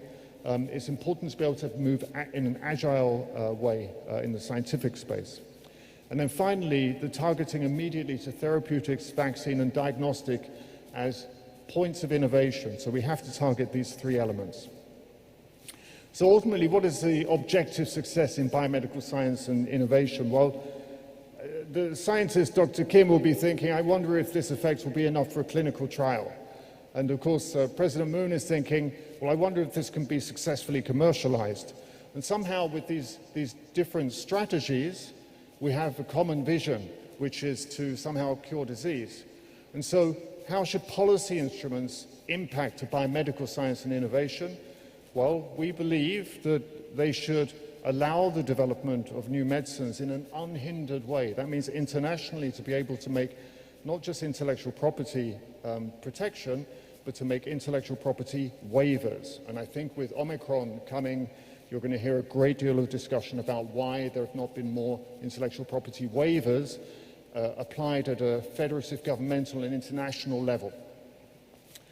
Next, to bring new technologies into industry. So clearly working with stakeholders between industry and government, partners like Institut Pasteur and non-government organizations clearly can move quickly to bring new technologies into play that can be of value. And then finally, we need to encourage entrepreneurship. So to train new generations of scientists and engineers, not just to be scientists and engineers, but also to understand the world that they are inventing in as a space where they can be entrepreneurs. They can bring the value of insight on business and business development into that space. So in conclusion, I would say that we need domestic, we need regional, and we need international intellectual property policies. We need to mitigate between the organization at those different levels. And I think a congress like this, featured by Intellectual Property Office of Korea, featuring in a city like Daejeon, where there is so much scientific and technological advance and innovation happening, is critical that young scientists and young engineers in this space are extremely aware of the value that you bring by thinking in these different ways from a manifold point of view, not just about the one question that you wish to address. We need to facilitate agile mobilization, which means thinking open science, open data and open access, which again are contrary to intellectual property. And we need to recognize the value of a collaborative vision, common goals. And finally, that means then the government authorities, research community, industrial and corporate NGO entities must all work together if we're to have any chance to fight effectively at a global scale something like a pandemic. So, message is very simple. Think globally, act locally. And with that, we can have different strategies, but we must have common goals. And with that in mind, I'd like to just leave you with one example from the French government, where they have initiated a program I believe will be of great value in the future of fighting pandemics of the future, called the PRISOD. I would urge you to look at this program. It is a program that aims not at the virus that is the pandemic we have today, but aims at the zoonotic basis, the scientific and knowledge foundation that is the threat that comes from the incubation of new pandemics in the future. And the French government have managed now to recruit over 80 different international partners, including 6 different countries, and I believe that Korea will be very well positioned to be a part of the PRISOD initiative. And we believe in Institut Pasteur Korea that actually Asia as a region is a critically important part of the world right now today. Why? Well, in first, because there is clearly a risk of scientific risk for emergence of zoonotic disease in this region. That makes the Institut Pasteur, with all of our institutes present in the Asia region, extremely sensitive and aware to the importance scientifically of this. But on the other hand, you've just seen Carsten Fink speaking of the Asia region as a region of global innovation, competitive innovation, and of leading the way in defining both what is intellectual property and what can be the science of tomorrow for biomedical health. So Institut Pasteur Korea and our new CEO, Dr. Ji, is focusing very much on bringing a value to cohesively coordinate all of the Institut Pasteur in the region of Asia, some 10 institutes that you see named here, and to bring diplomacy among the intergovernmental, interministerial authorities in these countries, that they can work together for international federative funding that could be used across countries in a translational way and a transversal way, and ultimately give a liaison and support for the coordination between industrial, corporate and NGO entities. So with that, I'd like to thank you very much for the invitation and your patience to hear me out for some 30 minutes. Thank you very much. 감사합니다. 네, thank you. 고맙습니다. Thank you very much, Spencer Short from the Korean Pastor Institute. Thank you very much for your insights, the presentation. I think that you have prepared a lot for this important session. Thank you very much for sharing us with your insights. Well, so do you have any questions?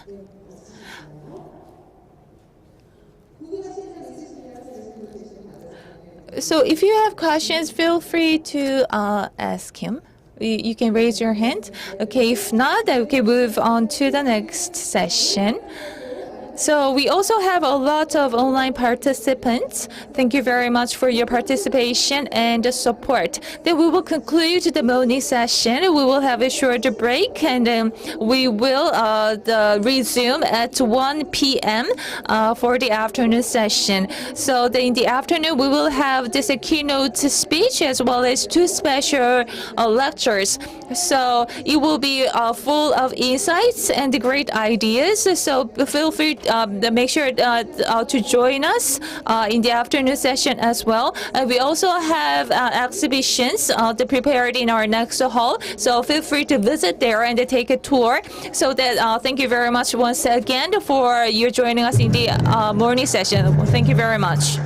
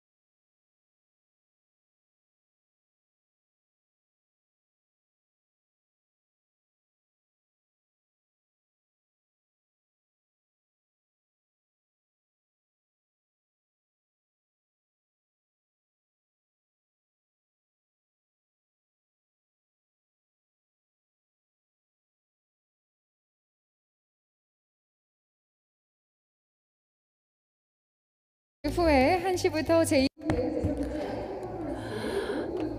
The afternoon session for the second Daejeon International IP conference will soon begin at 1 p.m. For those who are outside the conference venue, please come inside and be seated.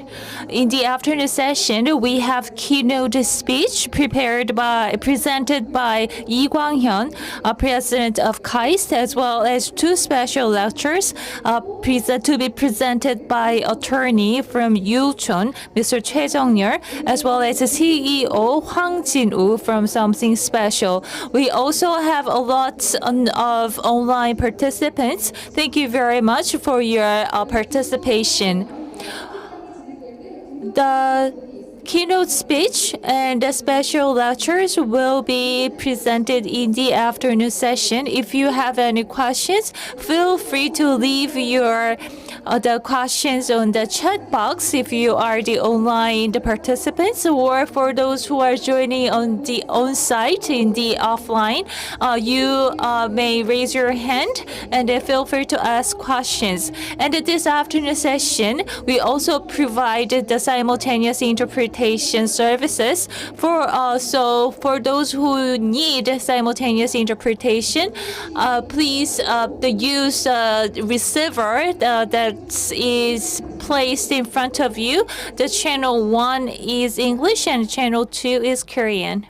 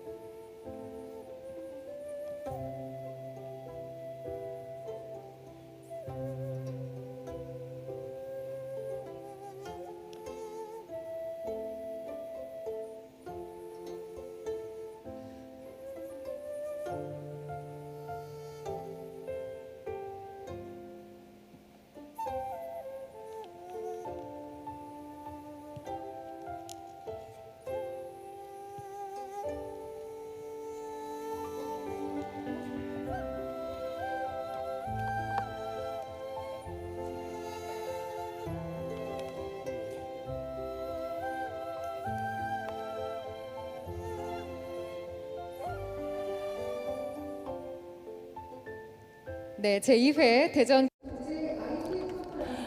The afternoon session for the second Daejeon International Intellectual Property Conference has begun at 1 p.m. I am the MC for this session.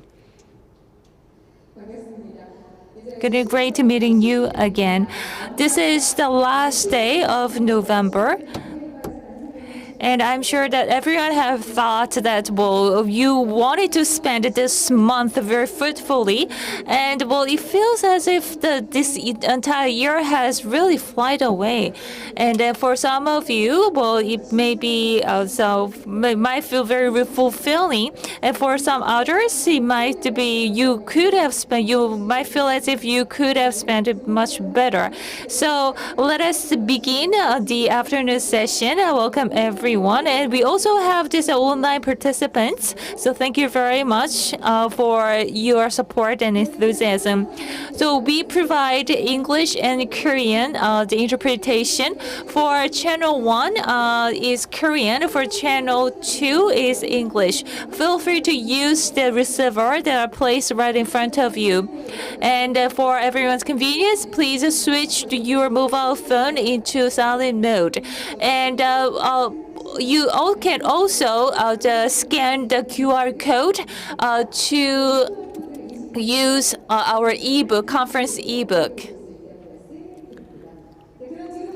So let us begin the afternoon session with the keynote speech, and it will be presented by Mr. Lee Kwang-hyun, president of KAIST, and his title is Strategies on Intellectual Property in the Era of Greater Transformation. Let's welcome him with a video clip. Good afternoon, everyone. I am Lee Kwang-hyun, president of KAIST. Today, I would like to talk about strategies on intellectual property in the era of great transformation. The contents of my speech goes like this. I first would like to talk about intellectual property in general, opportunities and challenges faced by intellectual property sector in Korea, strategies we may face in this regard, and finally, our future vision. As you all know, intellectual property is a very creative outcome invented by human beings. That is why we give the inventors and the creators an exclusive right to use their ideas. In the field of industrial property rights, there are patent rights for design, trademarks, and utility. And copyright includes copyright and neighboring rights. We also have novel intellectual property rights. That is, emerging copyrights, which deals with high-tech industrial property rights, industrial copyrights, and information property rights. Let's take a look at how intellectual property rights have evolved and its relationship to the Industrial Revolution. The first Industrial Revolution took place in England, and how could a country on the outskirts of Europe be at the forefront of Industrial Revolution? There are several reasons behind. One reason is that the States was the first to introduce the patent system in Europe in the 1600s. Since the patent system grants exclusive monopoly rights, European engineers with good ideas came to the UK to do business. And this has caused talented people to flock to England. Then there was Second Industrial Revolution. Electricity was one of the main sources in the Second Industrial Revolution, and as you all know, Thomas Edison had 1,000 patents, and he was able to have this many because the United States had a good patent protection system, and the United States protects patents under U.S. constitutional law. United States is known to be the second nation in the world to have the strong patent protection system, and this also led electricity-driven industry to flourish in the nation. And that was the Second Industrial Revolution. And then the Third Industrial Revolution evolved around IT in the 1980s. Japan was advancing fast during that, and it has appeared as if the nation would outrun the United States. And the United States was alarmed by Japan's fast advancement and commissioned John Young, then the CEO of HP, to conduct research on how to outperform Japan and maintain dominance in this race. And John Young served as chairman in the Council on Competitiveness during the President Reagan's leadership, and the council submitted a report on how to revive industries in the United States. And the report is known as Young Report. So the key message John Young's report was that the new technologies and patents need to be strongly protected, and the President Reagan was an ardent supporter of this report. So the United States since then reinforced the patent system and left Japan behind and took dominance in the race of IT revolution. And now we are witnessing the Fourth Industrial Revolution, and the key to the Fourth Industrial Revolution is digitization, and we are moving into the world of digitization, superintelligence, hyperconnectivity, and hyperconvergence. And this is very different from previous industrial revolutions. And then these are the intangible assets which lead invisible changes in the revolution. So such invisible assets are intangible property. So as you all know, 90% of a corporate's assets are intangible. So intangible assets are intellectual property. And historically, there were few intangible assets in the 1975. And in 2020, it takes up 90% of a company's total assets. Intangible assets refer to patents, intellectual property, trademarks, and design. Let me give you an example. Apple is a company with the largest market capital in the world. Google is also the global mega company. But what do they have? Do they have much tangible assets? Tangible assets such as real estate and land properties would take up less than 10%. The rest are intangible assets. As values of intangible assets have grown, management of intellectual property has also gained much importance.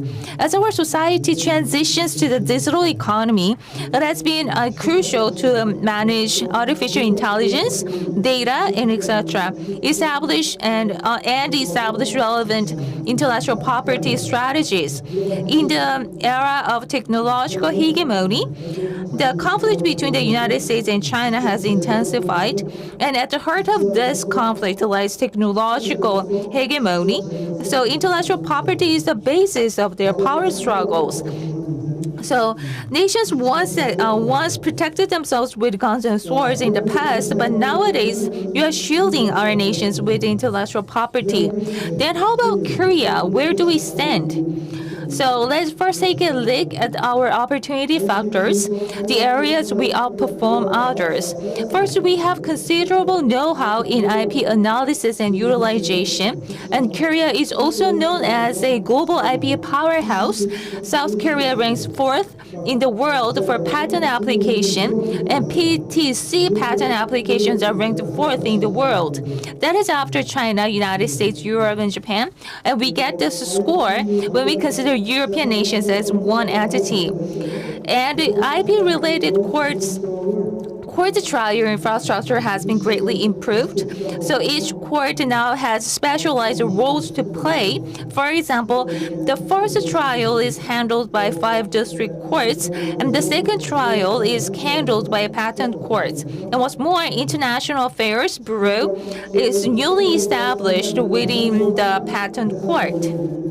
And in addition, the Patent Act was amended to better protect IP and to better claim for compensations. So in the past, the damages are calculated up to the limit of a patent holder's own production capacity, but now damages caused by non-implementation are added to the compensation to the existing patent production capacity. So punitive compensation system was also introduced, resulting in punitive compensation for infringement cases in patents, trade secrets, and trademarks and designs. A special judicial police for industrial property is also established. The police system enables investigations into patents, trade secrets, and design-related violation cases. So due to the increased public perception on IP, intellectual property is now being recognized as an asset, profitable asset, and in some IP finance firms, it can also be used as collateral to get investment or loans. But we also have the negative side, which means we also have rooms for improvement. You may have heard of the dispute between LG Chemistry and SK Innovation, and the conflict between LG and SK was about EV batteries. The two Korean companies went as far away to the United States to resolve this issue. The reason the two Korean firms went to the United States was that they didn't have the full confidence in Korean courts. It is truly a shame for Korean courts. And under the Korean patent system, when a business has threatened with a patent-related lawsuit, the firm can attempt to have the half of the patent nullified. This rate is twice or triple that of the U.S., Europe, and Japan. If you look at the slide as of the 2019, the patent invalidity rate in Korea was 55%. Japan is 16% in this rate. In other words, let's say I have received a certificate of patent from Korean Intellectual Property Office. I'm so proud of it and stick the certificate on the wall. And even if I do so, if someone approaches me and starts to have argument on my patent, I can be at risk of losing half of my patent rights. That means if somebody starts a business based on the patent and then somebody else attempts to nullify it, my company can be at risk. That means that issuance of a patent must be strict and patent statements should be well written from the very beginning, and that the court must work hard to ensure that the patent is well protected once a patent right is granted. A number of factors might have combined to lead to the conflict. A business school in Switzerland called IMD once researched on the level of intellectual property of each nation, and Korea was ranked 37 out of 63 countries. What is surprising is that China ranked 36. So Korea even have a weaker protection of patents and intellectual property than China. The amount of compensation for infringement is too little, and then the lawsuit lasts 2 to 3 years. Even if you win after the lingering lawsuit, you get an average of 60 million Korean won, and that's very pathetic. So, and we have to fix this. And as I have said before, there are some problems in patent examination, and if you get into an argument over a patent, it is said that 55% of the patent cases become invalid.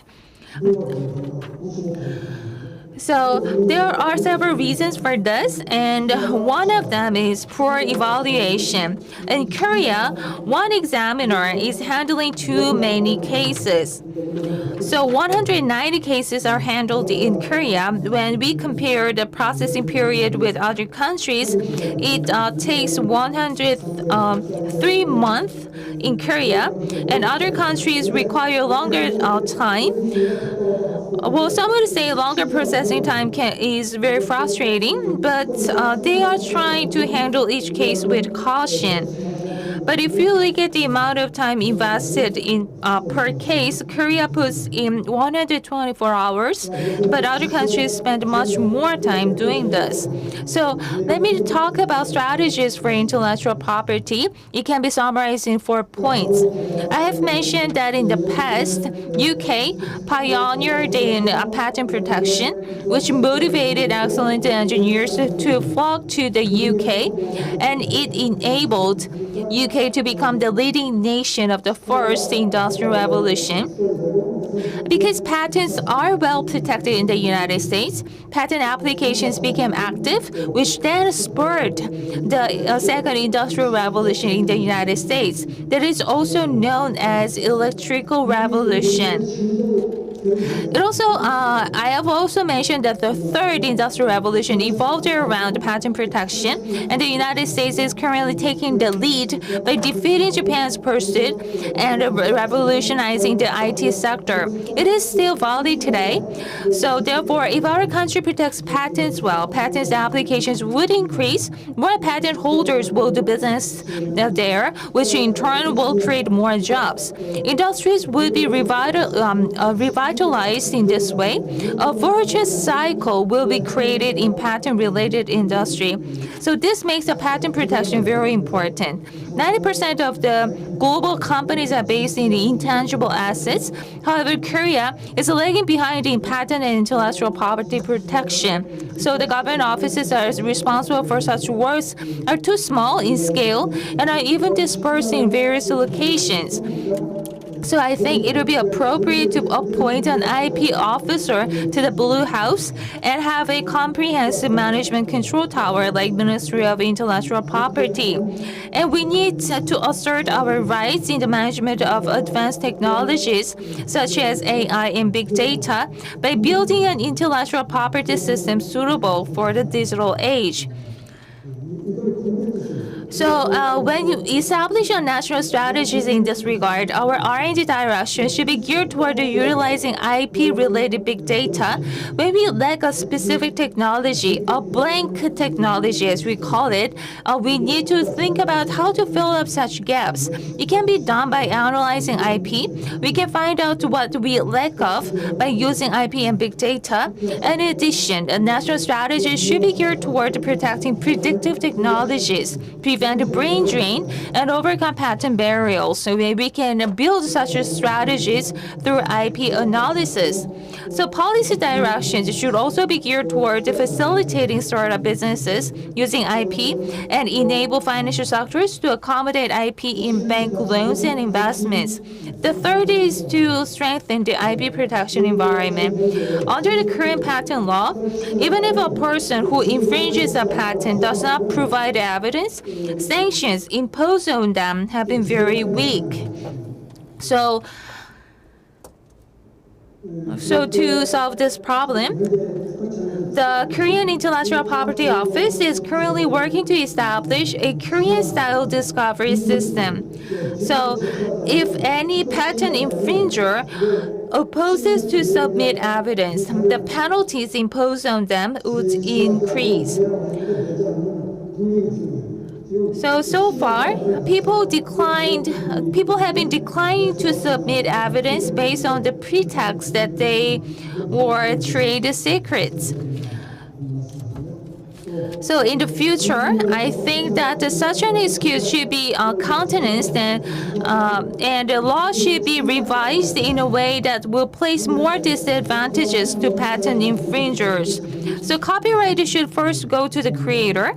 The law should be revised in a way that grants the copyright to the creator and inventor first. It is then up to the creator to decide whether to hand over the copyright to the company or not. So currently the copyright belongs to the company and this needs to be revised. In case a patent is nullified, the law should be revised in a way that the invalidity to take effect from the date of invalidation. Under the current system, patent becomes invalid all the way from the date it was registered. In other words, let's say that you registered a patent 3 years ago and have been operating your business based on it since then. But if a patent-related problem occurs, then you must take all the responsibility from 3 years ago, the time you have registered your patent. So this should be revised. The protection for utility rights means that protecting small inventions, and it is desirable if we can expand our IP protection even to the smallest inventions. And next, I want to talk about the professional judge system. In Korea, judges work in rotation. However, patent-related work requires expertise, and under such rotation system, it is difficult for judges to build up expertise in the patent-related work. So just the way the family court does, the professional judges can stay in one court for up to 7 years and then gain the expertise. Next, let me talk about our vision for the future. And then I think we should dream about becoming the global IP hub country in Asia. So, and then let me talk about why it is important. When people around the world apply for a patent, they do not visit each and all country to apply for it. They choose specific countries. Then in Asian continent, candidate countries will be Korea, Japan, and China. And what we can do here is to make these creators and inventors to come to Korea and apply for the patent. And to attract more creators and inventors, Korea should be a country that protects patents well. And also, and after they applied for a patent, we should be a kind of country that have a good infrastructure for the dispute settlement and arbitration. So what Korea can do is to build an infrastructure which enables them to resolve the disputes in Korea, and we can create more valuable jobs here. So, and we have been working very closely with the National Assembly, especially in the 19th, 20th, and 21st National Assembly, and to work in this regard. And our vision is to become the global IP hub in Asia and establish an intellectual property office for Asian continent.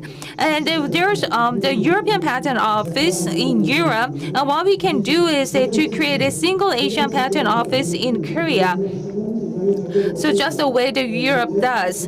And we can also strengthen arbitration process prior to court trial. So in the United States, 90% of the patent-related disputes are settled in arbitration stage. So but maybe we can reinforce in this regard so that have a much better IP the related infrastructure. So Korea is a very open country when compared to our neighboring nations such as China and Japan. So if you can protect the patents well and have a good infrastructure, we can attract more people to Korea. Thank you very much for your listening. Thank you very much, the President Lee Kwang-hyun of KAIST, with big round of applause. So it was a very insightful the lecture. So thank you very much for you sharing your great insights. So it has been very easy to understand. So it was full of insights. So I think that it has been very meaningful, insightful. So next, let's invite our second the presenter. Well, this time we will talk about IP disputes in the era of Fourth Industrial Revolution, battery disputes in the U.S. and the future outlook. So let's first invite Mr. Choi Jung-yeol, the attorney from the Yulchon. 여러분 변호사 So please welcome him with a big round of applause.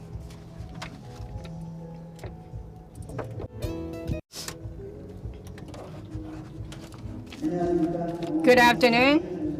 I'm lawyer Choi Jung-yeol of Yulchon Law Firm. So regarding the recent disputes trend related to the fourth industry, as you might already familiar with these issues and disputes already heard from the press. So I'd like to cover examples, cases of IP dispute trend related to the fourth industry. So this is a disclaimer. So about this presentation is my personal view. It's not legally binding. So what I'd like to talk about today is Korean companies, why in the U.S. they are filing lawsuit, and plaintiff and defendants are Korean companies, but they raising lawsuit in the United States. And for a typical example, battery lawsuit, we'll take a look at the process of the lawsuit and the trend of technical disputes in the fourth industrial revolution. So since I don't have watch, I cannot. So I have to watch my watch all the time. So global companies raising IP lawsuit in the United States. So why Korean companies are going to the United States and filing lawsuits? So let's take a look at.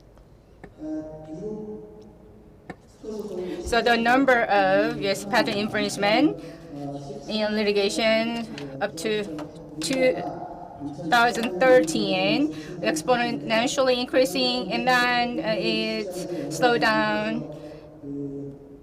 In the United States, American Inventor Act, so-called invalidation trial, there is a system, IPR system, immersed inter-party system. So in the past, there wasn't such a system, but so there was complaint raised, and then there was the retrial system in the patent office. But about the time, so if there is additional lawsuit raised, so new trial system emerged, so the number of lawsuits decreased.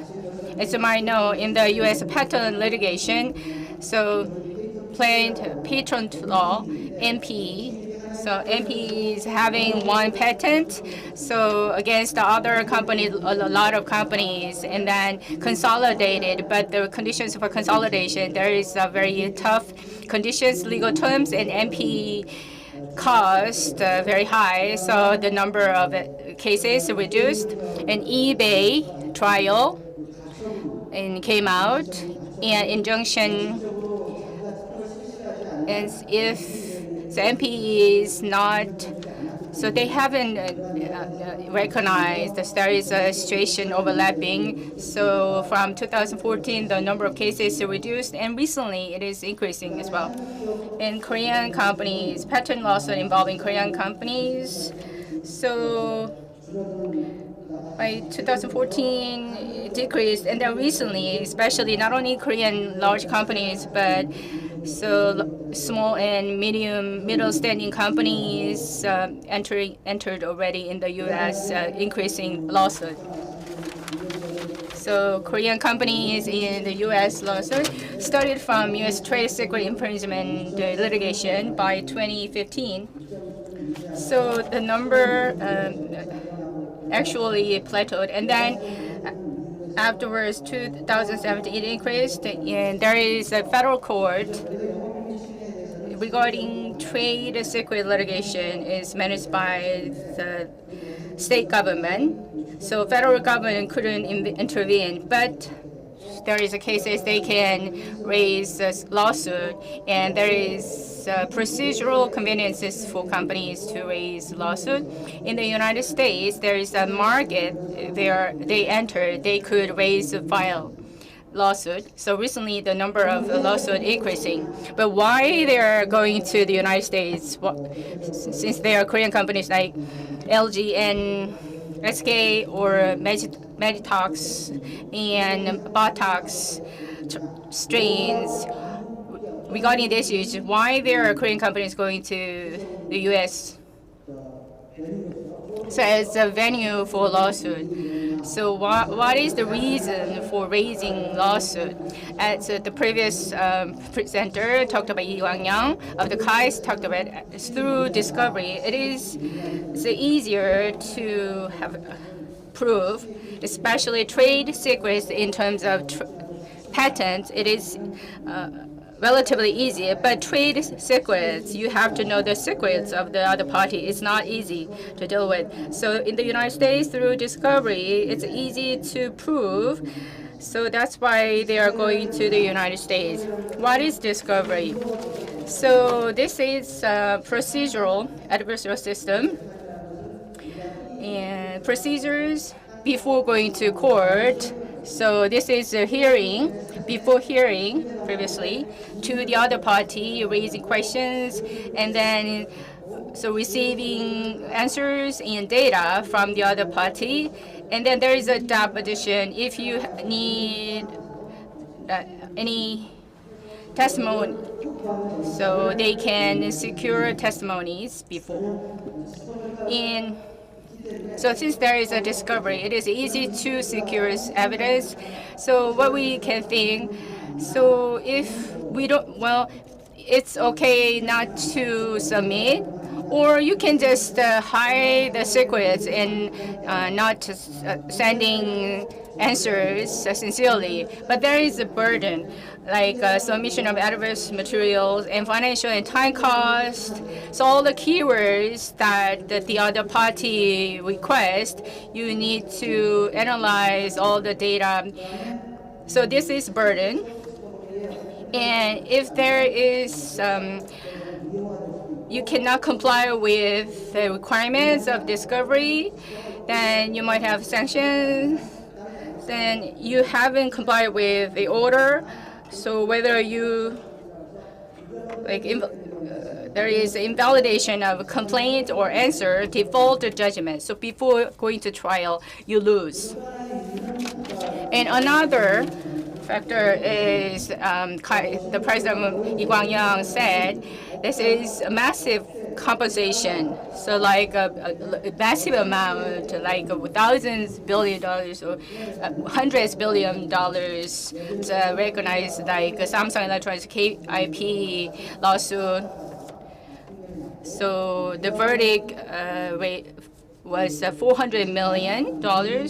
So this is the reason for inducing U.S. IP litigation.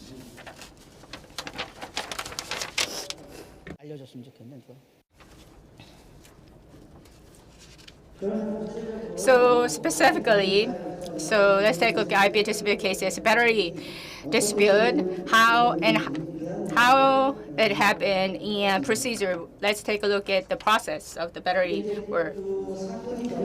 So while the case proceeded, you have seen this in the press. It's like a fight between LG Chemical and SK Innovation. Battery were strengthened, starting from trade secret And then, so it expanded to other dispute in the middle. Then they talked about agreement, but agreement was up over. So in the process, so not complying with the discovery, so there was default, so potential, but the final decision postponed, and so postponed 3 times, and then the final decision postponed 3 times, and then so after the final decision, the presidential review, before presidential review, a presidential, so before presidential review, and there was agreement finally. So if you take a look at the details, in April 2019, they raised a lawsuit to ITC, and at the same time filed a lawsuit to the federal court by the LG. And in response to it, it's a very typical route they are following, raising, so one party raising a lawsuit and the other party raising lawsuit as a leverage. So SK in September to ITC, starting with trade secret infringement, but they raised to the ITC patent infringement, and then to the federal court, and then LG, so claiming an infringement, patent infringement related to inorganic coating separators and cathode materials for lithium-ion batteries, very important one. So before this event in Korea, you might remember LG Chemical at the time, so against SK Innovation, so raised the lawsuit in Korea on inorganic coating separators. So they go and come, and then finally they made agreement, reconciliation reached. So, and then afterwards, regarding separators, they filed a lawsuit. So PTAB, like Korean IPR, they claiming for invalidation of patents claimed by SK in the battery, and then also vice versa. So if you take a look at in detail, so what it started first, ITC, so trade secrets lawsuit. So U.S. International Trade Commission, so they're ITC looking at they're investigating unfair import practices. If there is any unfair import practices, then it turns out to be unfair, then they will investigate. They start investigation according to by the ITC on unfair practices. So this is pursuant to Article 1337 in U.S. Customs Act. But what is important is anti-dumping. So ITC regarding unfair practices in IP included. So recently it is most important forum, serving as forum. So more than other codes, it is more being used. But only focusing on banning, but damage raising, claiming for damages, you cannot have these damages paid. So regarding damages, you have to file with the federal court. But there should be some import. The conditions for the violation, there should be importation within the United States and the remedies. So there should be some violations or infringement, and there should be relation with the industry in the United States. So with these three conditions should be met, and remedies, so some products imported, so ban on materials or imports, but no damages. For conditions for remedies, so public interest, the condition of public, so it should meet condition of public condition. So it's possibly referring to public interest. So it is against the interest of the U.S., so it is not allowed. And it's a possible for the president to veto. So because it's an administrative verdict, so it's possible. And usually it should be 10 days period of short response with limited extensions. So discovery, actually, usually it takes 2 years, but depending on the conditions of course, it can be postponed. But ITC, it only takes 18 months. So with less expenses. And for discovery, so if you ask data or material to the other party, then the other party should submit within 10 days. So it's usually short response period of 10 days. So to the other party, it is very burdensome. So they have to provide evidence through the forensic evidence process. And so discovery, it has a very broad scope of discovery compared to other lawsuits. This is the process of IP lawsuit in the U.S. So filing of complaint and then institution of investigation. So it doesn't mean that if you file complaint, so it doesn't mean that it starts investigation, but within 30 days, ITC decided to start investigation. From that time, discovery process starts. So regardless of ITC, so there should be a deposition with the parties, and if they submit the data and reviewing the data, and they can ask for additional data. So in the mail, there was some details of mail. If it is omitted, you can ask for that mail. And 21 days within the United States for a response to complaint.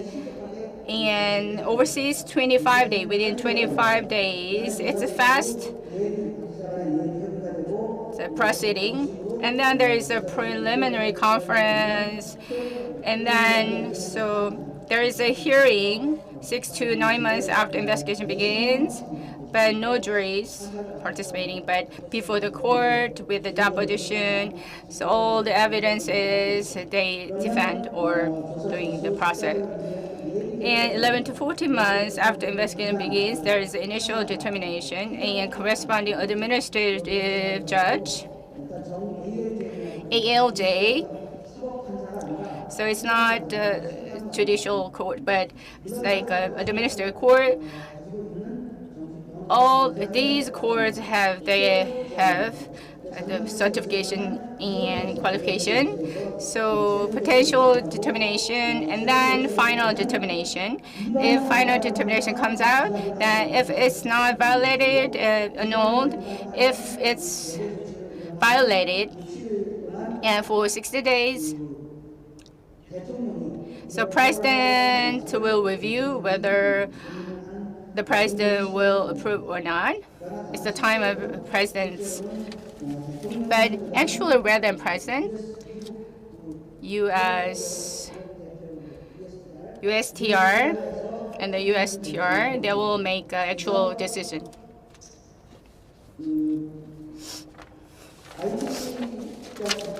So if ITC proceeds, they can stop the lawsuit. So 2 cases among the 2 cases raised SK.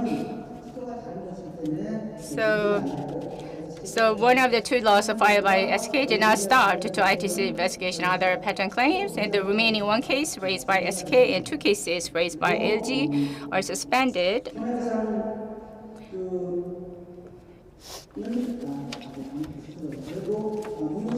So in the U.S. lawsuit, damages, so lawsuit for damages possible with ITC at the same time. So civil lawsuit at the same time, it is the reason. So So injunction is possible, but MP is not implemented. So it's not recognized. So the conditions for injunction, so it is tougher than ITCs. So after eBay verdict, so injunction, the conditions for injunction are very tough and very meticulous. So federal court is a jury-based system. So whether it is the jury decides. So the technique of a jury system is very important. And the time, so 1.5 years or 3 years. Mostly it takes 3 years.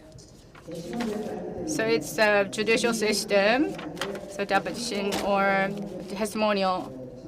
In Korean court, it doesn't matter, but if Koreans go to the U.S. court, then there should be interpretation. So last year and the year before, so a lot of patent lawsuits, ED Texas.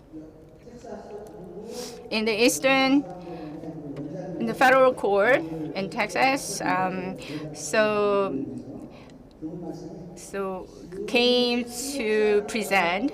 So the interpreter for the testimonial is very important because so even though exaggerating, but it is important to deliver clear message to the jury because the jury can understand. If you cannot choose very good interpreters, so it's just mechanical, very precise. If there is no good interpretation, so it is not advantageous. So in the U.S. court, it's a jury system. So befitting the system, there should be some techniques regarding that. And deciding court, so defendants, on the part of defendant, so plaintiff decides, but if the plaintiff decides, then very favorable in fast court. As I mentioned earlier, Texas, Eastern federal court is very favorable and friendly court. But in the United States, jurisdiction-wise, in the Supreme Court. So it's conditions are very tough and difficult. So there is a case that's situations that you cannot choose that the federal court. In Western court, they're trying to provide a more favorable condition. So choosing court is very important in the United States. And cost-wise, so $1 million based cost basically. So you might understand. And in PTAB, Patent Trial and Appeal Board, PTAB. So in Korea, like a patent tribunal, in LG 1 and SK 8 cases, so IPR. So for invalidation trial, so it's a re-prosecution system and by American Invention Act, based on American Invention Act. Inter-party review generated. So it's similar to in PTAB.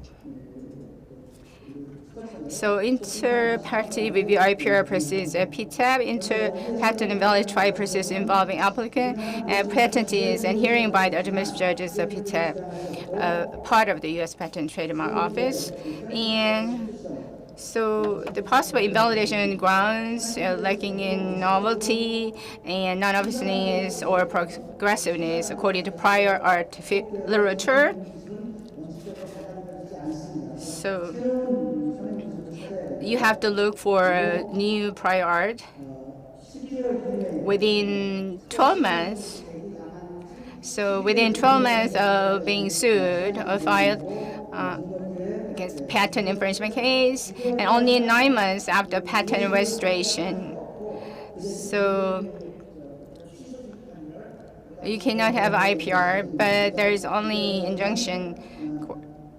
So within only 9 months, so it's possible.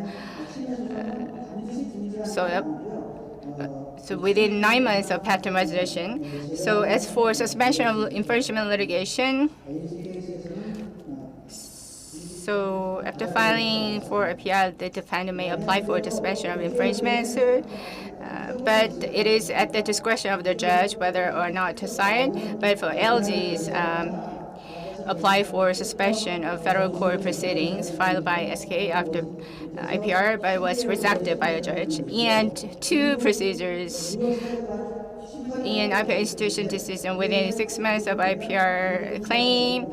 So there are some cases can be rejected because of overlapping. 6 cases rejected, and so 6 IPR applications were rejected due to duplication. And so limited discovery is possible. So full-scale discovery, there's no full-scale discovery. So the original timeline, so raised on April 29th, and in May 29th, decided to start investigation, and then hearing, as I mentioned, by June 5th, by administrative judge's preliminary decision. So administrative judge makes preliminary decision, and 4 months after that, so the ITC commission hearing, and then the ITC final decision, and then presidential veto. So actually, it was supposed to end December 2020 if a violation or infringement recognized and accepted. So without going to the presidential view, so it will be rejected. So actually, May 29, there was a decision to begin investigation. So discovery procedure on the part of SK, so violated discovery process. So it's called, as I mentioned, default judgment.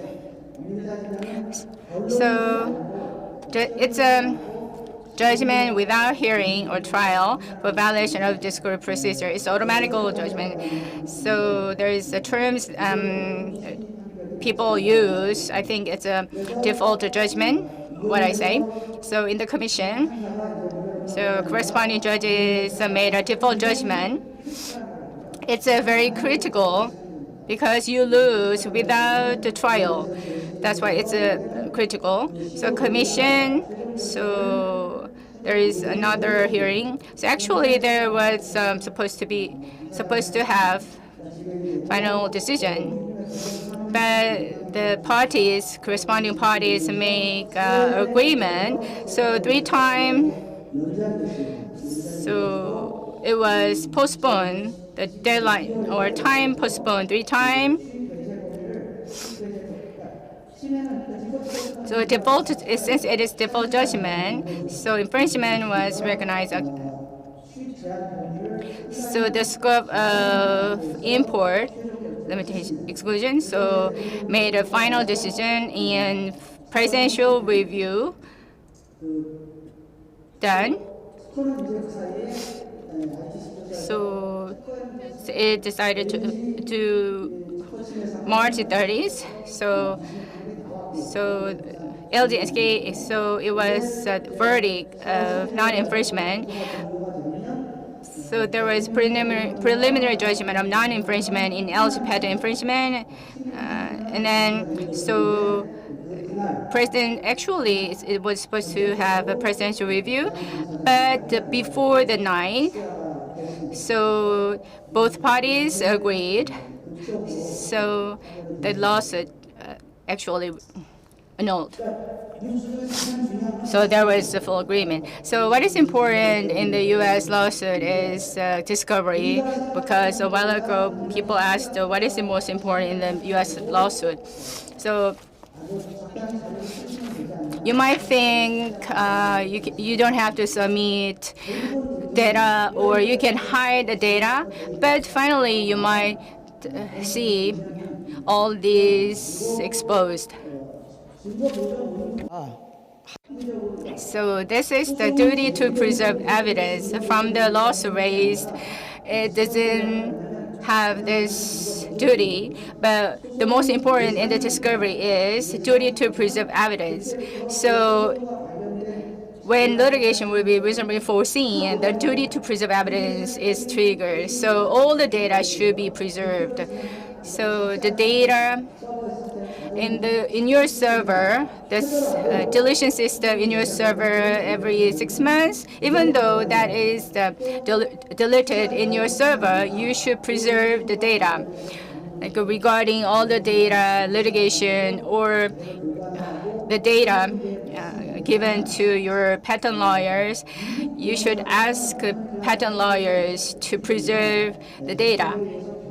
So you can, American patent lawyers cannot search the data, but Korean attorneys, so it's a very questionable issue. Korean attorneys and patent attorneys should preserve the data. Otherwise, if there's possible to have litigation, law firm or patent lawyers, only you can communicate with patent lawyers or attorneys with U.S. qualifications. So regarding this, in the preliminary verdict, so the receipt of letter, so it is foreseen the litigation, so you should keep the evidence, preserve evidence, but they deleted it. So the court, looking at this data, it doesn't show. So the court delivered this paper to submit this data. So the party haven't submitted the data. So deletion of data, and that's why the default judgment came out. So specific wrongdoings I cannot list, but anyways, all the consequences they should not do came out. So discovery. Even the American lawyers involved, you might have this result. So you have to confirm, check every time. So it just ends without court discovery trial. And regarding the public interest or ITC exclusion order in presidential veto, so prolonging the timeline. So in the ITC, considering public interest, so a total of 40 opinions. So mostly automobile companies, Volkswagen, Ford, and GM, if they cannot import batteries, so mostly batteries in electric vehicles, and because the number of vendors reduced, so their interest is very high and stakes is very high. So they decided not to. They had a opinion not to exclude. So before the president veto, they agreed. So actually, there's not many cases of presidential veto. And President Biden's strategies is securing or protecting IPs and protecting their industries. I think there might be some controversy between these two issues. That's why I think the president actually suggested to make an agreement. And Qualcomm, Apple, so there was issue by legal in other presidents. There was cases to reject. And in the United States, Apple's the product is mostly used the most. So if there is import ban, there will be a problem. So this is the recent trend of disputes. So in U.S., there are some merits and demerits in U.S. litigation, but discovery and damages, a massive amount of damages and risks. So I think Korean companies might have learned a lot in terms of this. So regarding fourth industrial revolution, what could happen in terms of disputes? In the fourth industrial revolution, the President of Kaiser said hyperconnection. The key is hyperconnection, digital technologies, and so all the hyperconnection, the key technology is Internet of Things, and the key growth engine of IoT. So in the fourth industrial era, the key growth engine is IoT. So regarding IoT, there might be disputes about this IoT. And there's a patent pool. So you might know a patent pool is agreement or a collection of patent rights resulting from agreement in which multiple patent right holders reserve the exclusive exercise of their patent rights with each other and entrust the licensing agency to jointly manage their patents. This is Avanci pool, patent pool. You might know about this. So the target for this attack is finished cars. So-called connected cars, they update navigation or location positioning and all the technologies they use. Telemetrics Control Unit, TCU. In TCU, 4G, 5G, LTE patents are involved. So patentees, all these patentees. So actually patents in TCUs, actually we thought it's a principle to raise a lawsuit to them. But recently the lawsuit increased against the automakers. So if this is a STEM patent, there is fair practices, not giving licenses to chip makers. But so there might be some issues like a Qualcomm case. So not dealing with the first primer, but Nokia or Daimler raised the lawsuit. So ban on sales of automobiles. This is a process of patent. In Tesla, they just reconciled. Some of them reconciled because of time limit. The rest of it, you can take a look at them. And so Korean IP, so legal revision and law revision. The previous speaker, president of Heist, explains, so I will skip and then close the presentation. So we had a special lecture by lawyer Choi Jang-yeol and law firm Yulchon regarding battery-related timeline lawsuit in the United States and the process and the future prospect, and give him a big round of applause. Thank you. So we are having this the afternoon session. So without further ado, let's invite our last special lecturer, and let's invite CEO Hwang Jin-woo of something special under the title of K-IP Contents in the Era of COVID-19, Strategies for IP Securement in the Era of K-Contents Boom. So let's welcome CEO Hwang Jin-woo on stage. Good afternoon, everyone. Today, I would like to talk about K-contents and strategies for securing intellectual property in this regard. So before I begin, let me introduce myself. I am Hwang Jin-woo. So I worked as a producer at the CJN Entertainment. So about 8 years ago, I have been working in the field of format. So I've been working in the field of the content development, production, and distribution industries. And from last year, I founded my own small company, and what I do is that the TV format specialized and creativity-based global content development and production and distribution.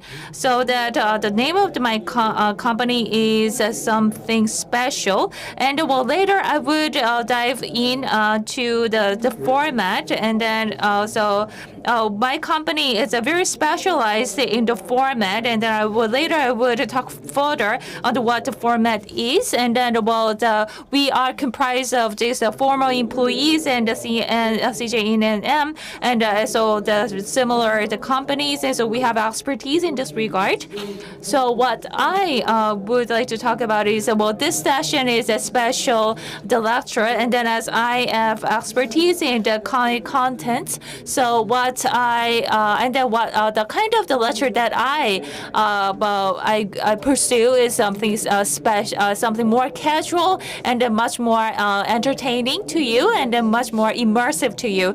So that what I would like to talk about is the development of K contents and strategies for securing intellectual property. So, well, K contents has been a byword for several years, and then why K contents has gained so much popularity and importance in this in this era. Well, I think the reason lies in K content renaissance. So at this time, of course, well, surely we are in the time of pandemic, but besides on that, both the K-pop, the Korean storytelling. So, well, I'm sure that everyone is well aware of Parasite, the film, The Parasite, but I'm not sure whether you are aware of this or not. But there are several K contents that has been exported to other countries, and that one of them is a Korean format. So that this Korean content format has also been exported, and it has gained much popularity, and also that we have this Korean local production. So that the Netflix, the Squid Game, I'm sure that you all know, and this Squid Game, which were originally targeted at Korean audience, Korean viewers, but has ended up gaining the huge popularity and the viewership all around the world. So let me first talk about what's so special about the Squid Game. So it was not only had a great popularity in Korea, but it has gained it has been well received all around the world. And when the one Korean content has been created, and then it has been distributed to all around the world, it generally requires 5 years, on average 5 years, to be well received by the global the audience. But in the case of the Squid Game, it took only 1 month, and then it's the penetration rate to the global audience. Well, it took only the 3 weeks, and then the penetration rate was almost like the 97%, and that it was viewed by this more than 80 countries all around the world. And so some say that in the last month, in the October alone, the Squid Game was the most consumed, the most watched the contents all around the world. So that it is a Squid Game since it was released on the Netflix. As you can see from this graph, that it has gained so much popularity and the viewership all around the world. So what does it tell us? So, well, I'm sure that you have heard of this word, digital disruption or digital innovation. That when it comes to content, it spreads really fast, and that is too faster and further. So that some experts and the news media comments on the worldwide success of the Squid Game. That some say that the Squid Game, the Netflix gains it all. and also some others say that it's a Squid Game with no real gains. So that on the behind the scene of this great success of the Squid Game, there are the negative sides, but when it comes on the contents, the creation of the contents creation wise, there are other people that who comments it somewhat differently. So Lorenzo Di Mario, this was a former Endeavor Content Partner Executive Vice President, and then he is a very well-known producer, and that was he's the one of the the production was the Killing Eve, and he had commented that so. The Squid Game, the contents like Squid Game can be released anywhere and everywhere. So that means that this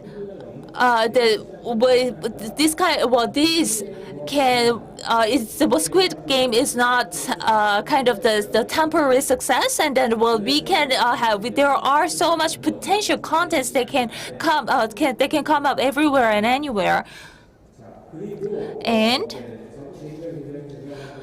So this is another the critic who this is the CEO of the Real Pictures, and then he's the production includes the films like along with the Gods or the Masquerade, or the 200 Pounds Beauty, and he said that he commented that baseball the player who earns 100 million won a year hit 40 home runs, and major league teams will look for another Squid Games will invest more in it. So in the manufacturers the point of view, so. And then, someone like Mr. Wan, who are at the forefront of this contents distribution and creation and manufacturer, he says that this is the big opportunity. So, and that it's representatives of the Korean contents, and it will bring about more opportunities for Korean contents industries, and then that is the one of the core the success that Squid Game has brought to the Korean contents industry, and that there are major three the big issues. Let's say the hotly debated issues in the K-contents industry. So first of all, them is that building a global the community in the areas of contents creation and distribution.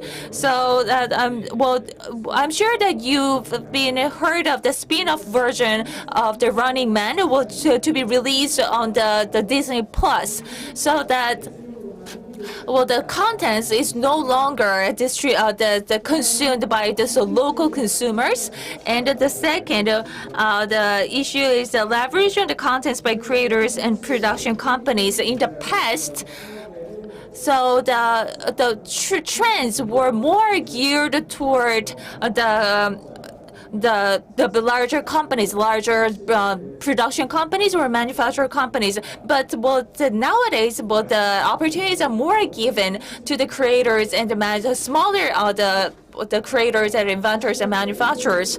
So the third is the IP ownership in K contents and contract structure. So I think that it is the one that has key relevance at today's the conference, and I think that being able to have this kind of the hot debates are the biggest success Squid Game has brought upon the K-contents industry. And the securing and protection of the intellectual property will continuously will become the most important issue in K-contents industry. The reason that I'm saying this is that very ironically or paradoxically, the Korean K contents industry is not at the level to be able to fully secure or protect the intellectual property of the Korean K contents. Now, let me briefly talk about the format, one of the core business areas of my farm named Something Special. I have mentioned earlier on that my company has a specialties in the format. Now, what is format? In the dictionary-wise, the definition it has the noun and the verb form. But the format is in the verb form. What it says is that to turn an existing piece of intellectual property, for example, fiction, non-fiction, song, movie, and etc., into unique and original guide with repeatable elements to be recreated and distributed. So that is a dictionary definition. So the format itself can be perceived as an intellectual property, and then there are markets for it. But any existing things which can inspire format can also be intellectual property. So a lot of people, when we say that IP securement, a lot of people talk about the importance of genre. Let's say the novel or the webtoon, or the songs or the games. But so that when people try to talk about the ownership or the securing of the IP, but I want to approach this issue from the somewhat different directions. There is a very interesting the book in this regard. It was published in the year 2008. The title of it is Driving Innovation, Intellectual Property Strategies for a Dynamic World. And then when we consider the securing of the IP content, it generally talks about the grand things like this, the policies or the relevant policies. But in this book, it also talks about the very important factors in regard to the IP procurement. So in securing IP, so what are the elements to be considered? First, storytelling. So today, regardless of platform and forms, the most important thing in content is story. So there should be story. Then you can garner audience and having audience, and there is a consumption, and contents are consumption. Contents are equivalent to consumption. So effective IP and strong IP. So how well reflects storytelling in your content. As I mentioned earlier, in Korean content providers, they're having approach to genre-based approach in the UK or Netherlands. In contents powerhouses, if you look at these countries, so scientific experiment and social science or physical science, or no. So they're referring to the thesis papers or studies. So what kind of storytelling they can have and induce, it is very important. And what is important in the second element is universe. So worldview. So you might heard the metaverse. So I think you might have heard a lot. So the destination IP aggregation, as there's a saying that the destination IP aggregation is the connection to the universe. So this content values and consumption and all the expense as a worldview, tying them together so they become a core competency of the content business in the IP business. And last element, another element important is in the IP business, creative talents. So in IP business, the creative talent uses or 강호동 celebrities, very local celebrities. They might think local celebrities in Korea, but so local contents creators. So it's a very important commercial tool for local. But in the IP perspective, not local celebrities, but people with experience and know-how who can continuously reproduce or expand storytelling. So these talents, like whether broadcast authors or creatives and PDs and creative editors. So these talents in the IP area, I think in the future they might be more important. And Squid Game I mentioned earlier. So in the content business, the director Hwang Dong-young mentioned a lot the Squid Game. So so who is producer is very important in K IPs. So I'll take an example. As I mentioned, storytelling and universe and creative talent, 3 elements reflected. So I'll take a case. 007 series, you might know the recent Daniel Craig 007 released 007 25 series, Daniel Craig, and lived 007. So 007 series, MGM. You might remember the filmmakers in the lion logo is growing, and that is logo in MGM, and it's acquired to Amazon Prime and 007 IP. So it is a very important IP product in Amazon Prime. Why Amazon Prime acquired MCM 007 IP? They regard why is 007 IP important in terms of storytelling. So Amazon Prime, what Amazon Prime think 007 is starting with episode 26 will be a full reboot. So with new characters and villains and going beyond the villains or the global peace, the stories, they will have new stories, not only new stories, like films and series and documentaries, games, or experiential conventions, and media commerce merchandising will be implemented. So 007, the worldview of 007.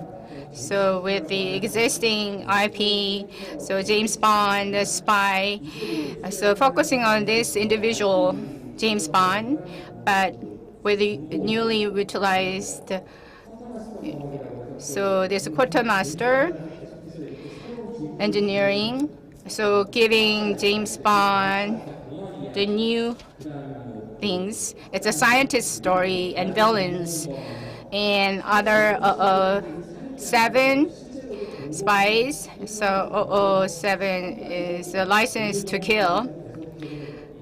So the series having this number, a license to kill.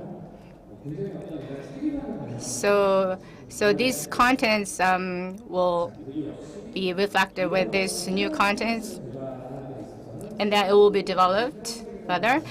So to reflect this new worldview and with various enterprises, and so they will focus on working with Amazon Prime. I think Korean authors, there is inquiry whether Korean partners can participate. So they can have a new creation and remake and reboot and reuse. So they are showing new way of showing in terms of remake, reuse, reboot. So tomorrow is December, Disney Plus original that will be launched December. I'd like to mention briefly. You might know, so Doogie,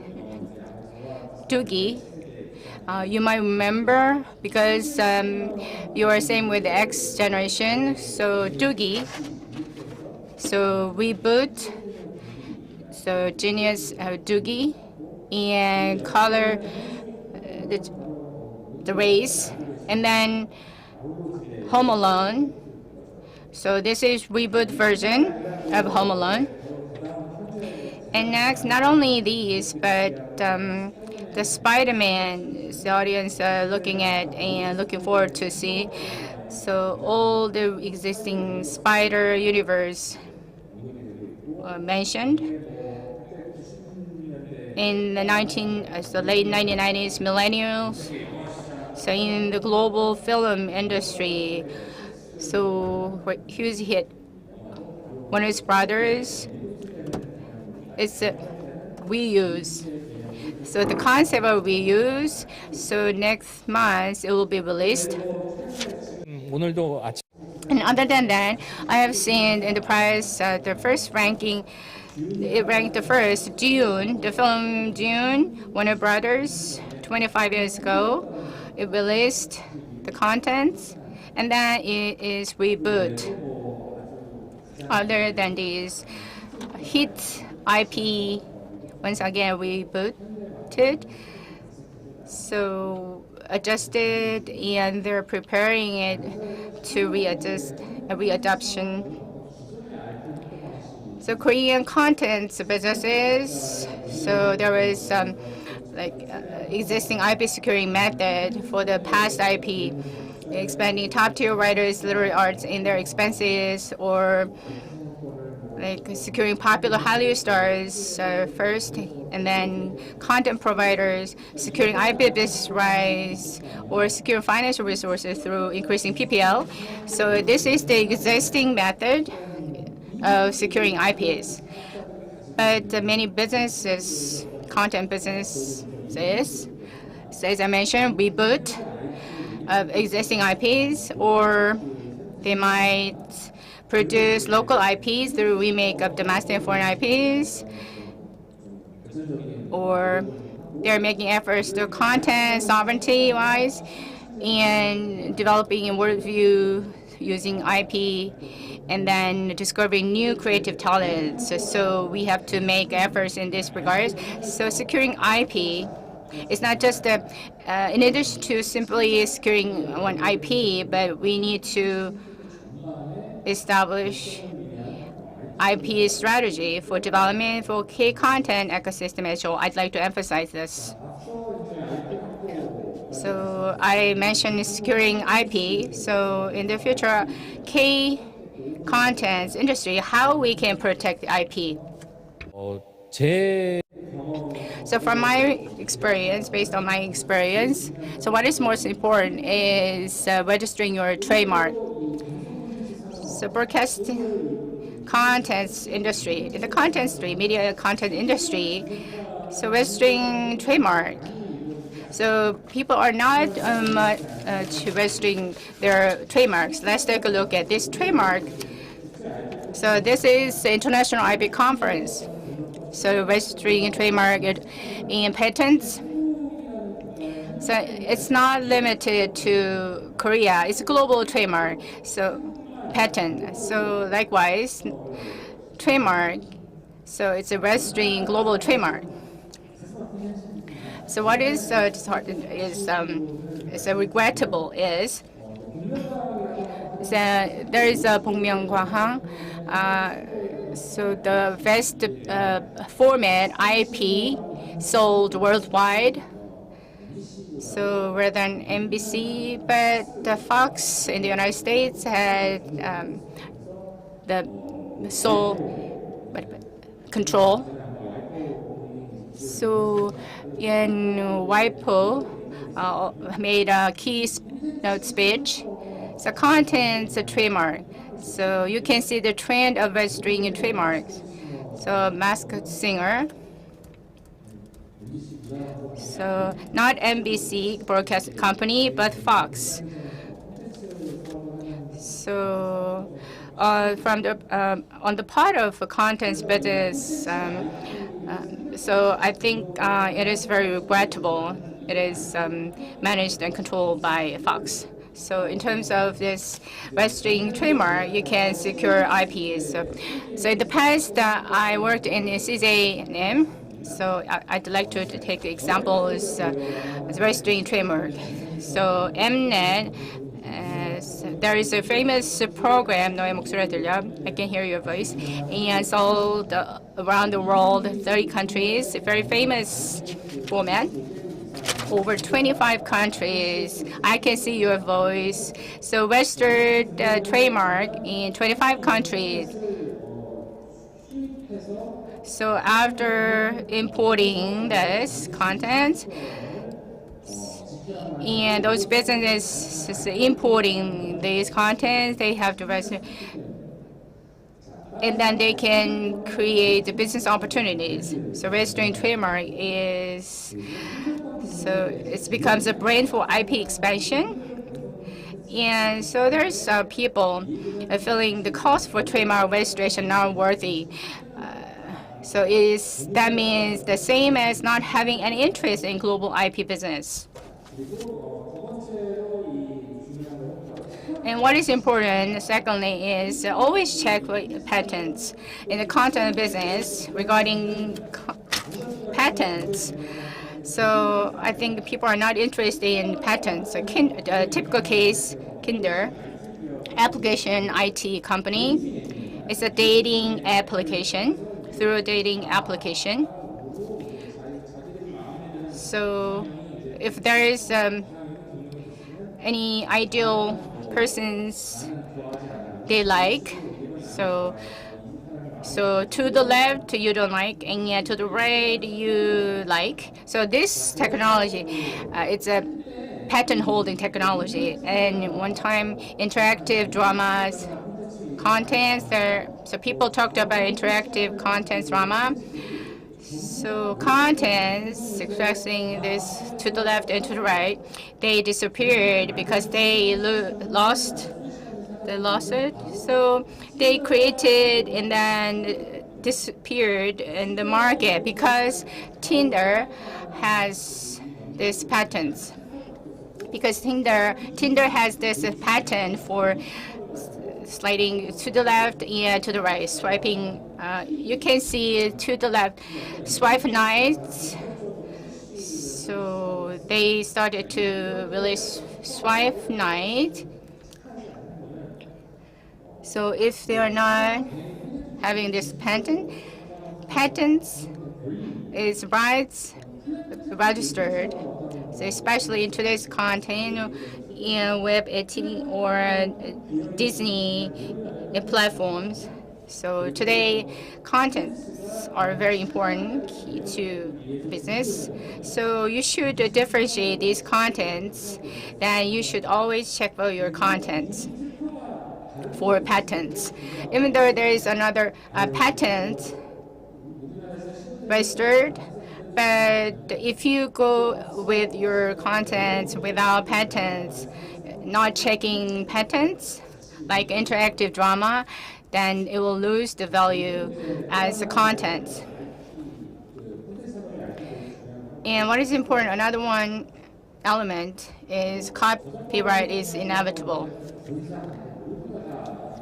So copyright is, so everybody knows copyright is important. So regarding copyright, so in what scope, in what design it has, and how it is utilized to the, so you can see this is a very famous case to the right, Lego. So when Lego released new products, 1 or 2 months after, so Chinese company released copied products. So they're very similar to the original products, but the price of the product is 1/3 of the Legos. But what is interesting is 2 years ago, a Chinese court, for the first time, so raised the Lego's hand. So this Chinese product is not released to the market anymore.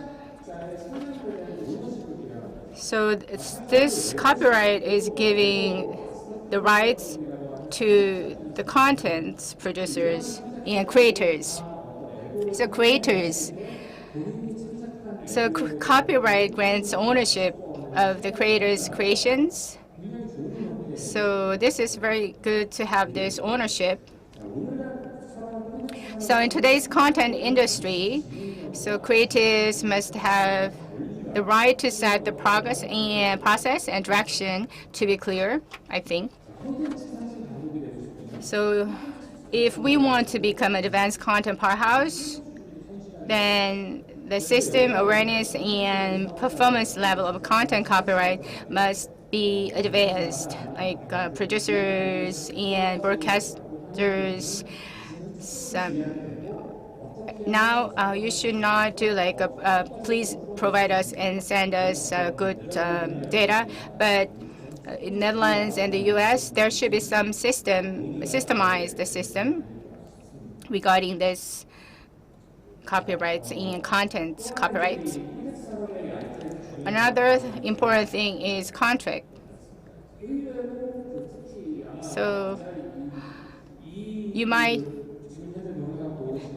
So if you're looking at this video, the authors and creators in the broadcasting industry, content business in Korea, they're not making content producers, but they're proceeding without contract concludes. So there is this very famous, so there is a book. So two webtoon authors, a friend of attorney with webtoon authors have this friend, attorney. So content, actually inspiration idea is not created overnight. So content is created by starting in a situation where a creator has all the rights. And so when a creator engages in creative activities without writing a contract, he or she is giving up his or her rights. So I think I want to remind that. So not writing a contract, so you are giving up your rights. And also, a business operator who does not sign a contract with a creator, producer is clearly treating the creator unfairly. So I'd like to remind you.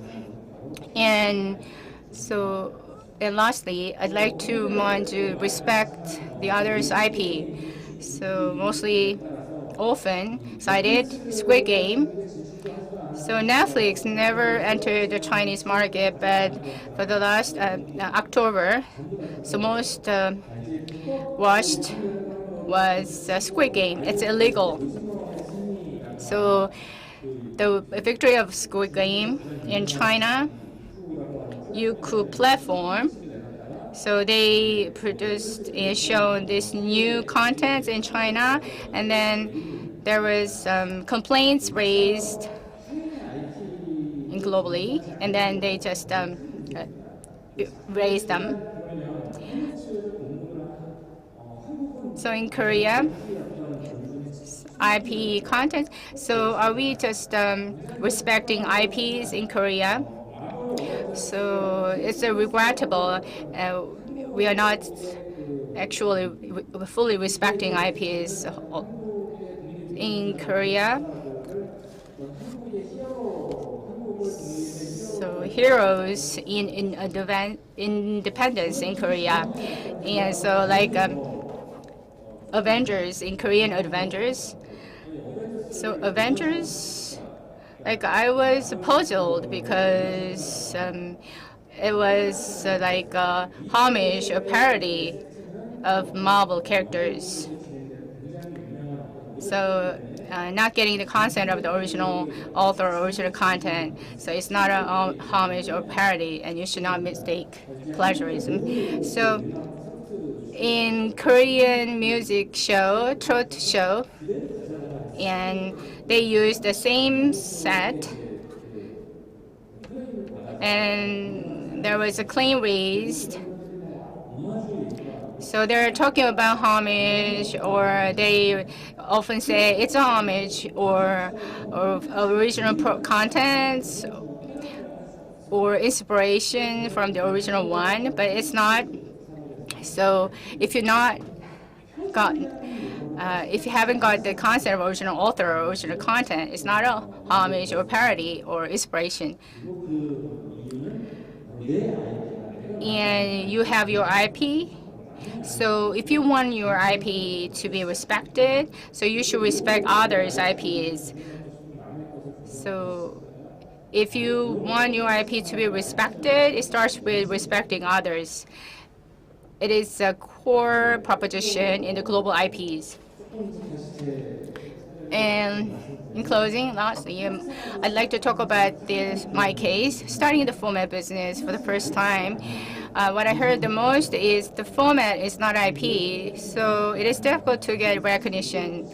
And I said, why is it not IP? Because it is being recognized in 25 countries or so. When I hear people say the format is not IP, so this is what is really interesting is the fact that information, not fact, it's a fake. It's being taken for granted. So the fact information, fake, not fact, is being taken for granted. So it is still determined only by the ideal level of the format. And so in the content business, with the wrong information, and this wrong information leads businesses in the wrong direction. So like in the Chinese case, Korean contents are banned in China. So I'm planning to have various contents in the digital revolution era to become the powerhouse of digital contents. So our digital IP policy, we have to review the level of digital IP policy comparable to that of advances. We have to look for the levels of IP policies. And so Korea, we are looking at and inviting all the Korean contents, many opportunities more than ever. Thank you very much to Something Special, CEO Hang Ji-nu of Something Special. So it was interesting and very useful theme. So we had a good special lecture. So actually, I wanted to give a closing comment, but he made a closing comment. You have to respect others' IPs. Very impressive. It is a natural thing, but we are not doing respecting others. So he took example of a Squid Game and what we have to do, make efforts in implications. So it was good lecture. Thank you very much. So we just enjoyed the second Daejeon International IP conference all the way from the opening ceremony to our last special lectures. Thank you very much for once again for all our online and offline participants.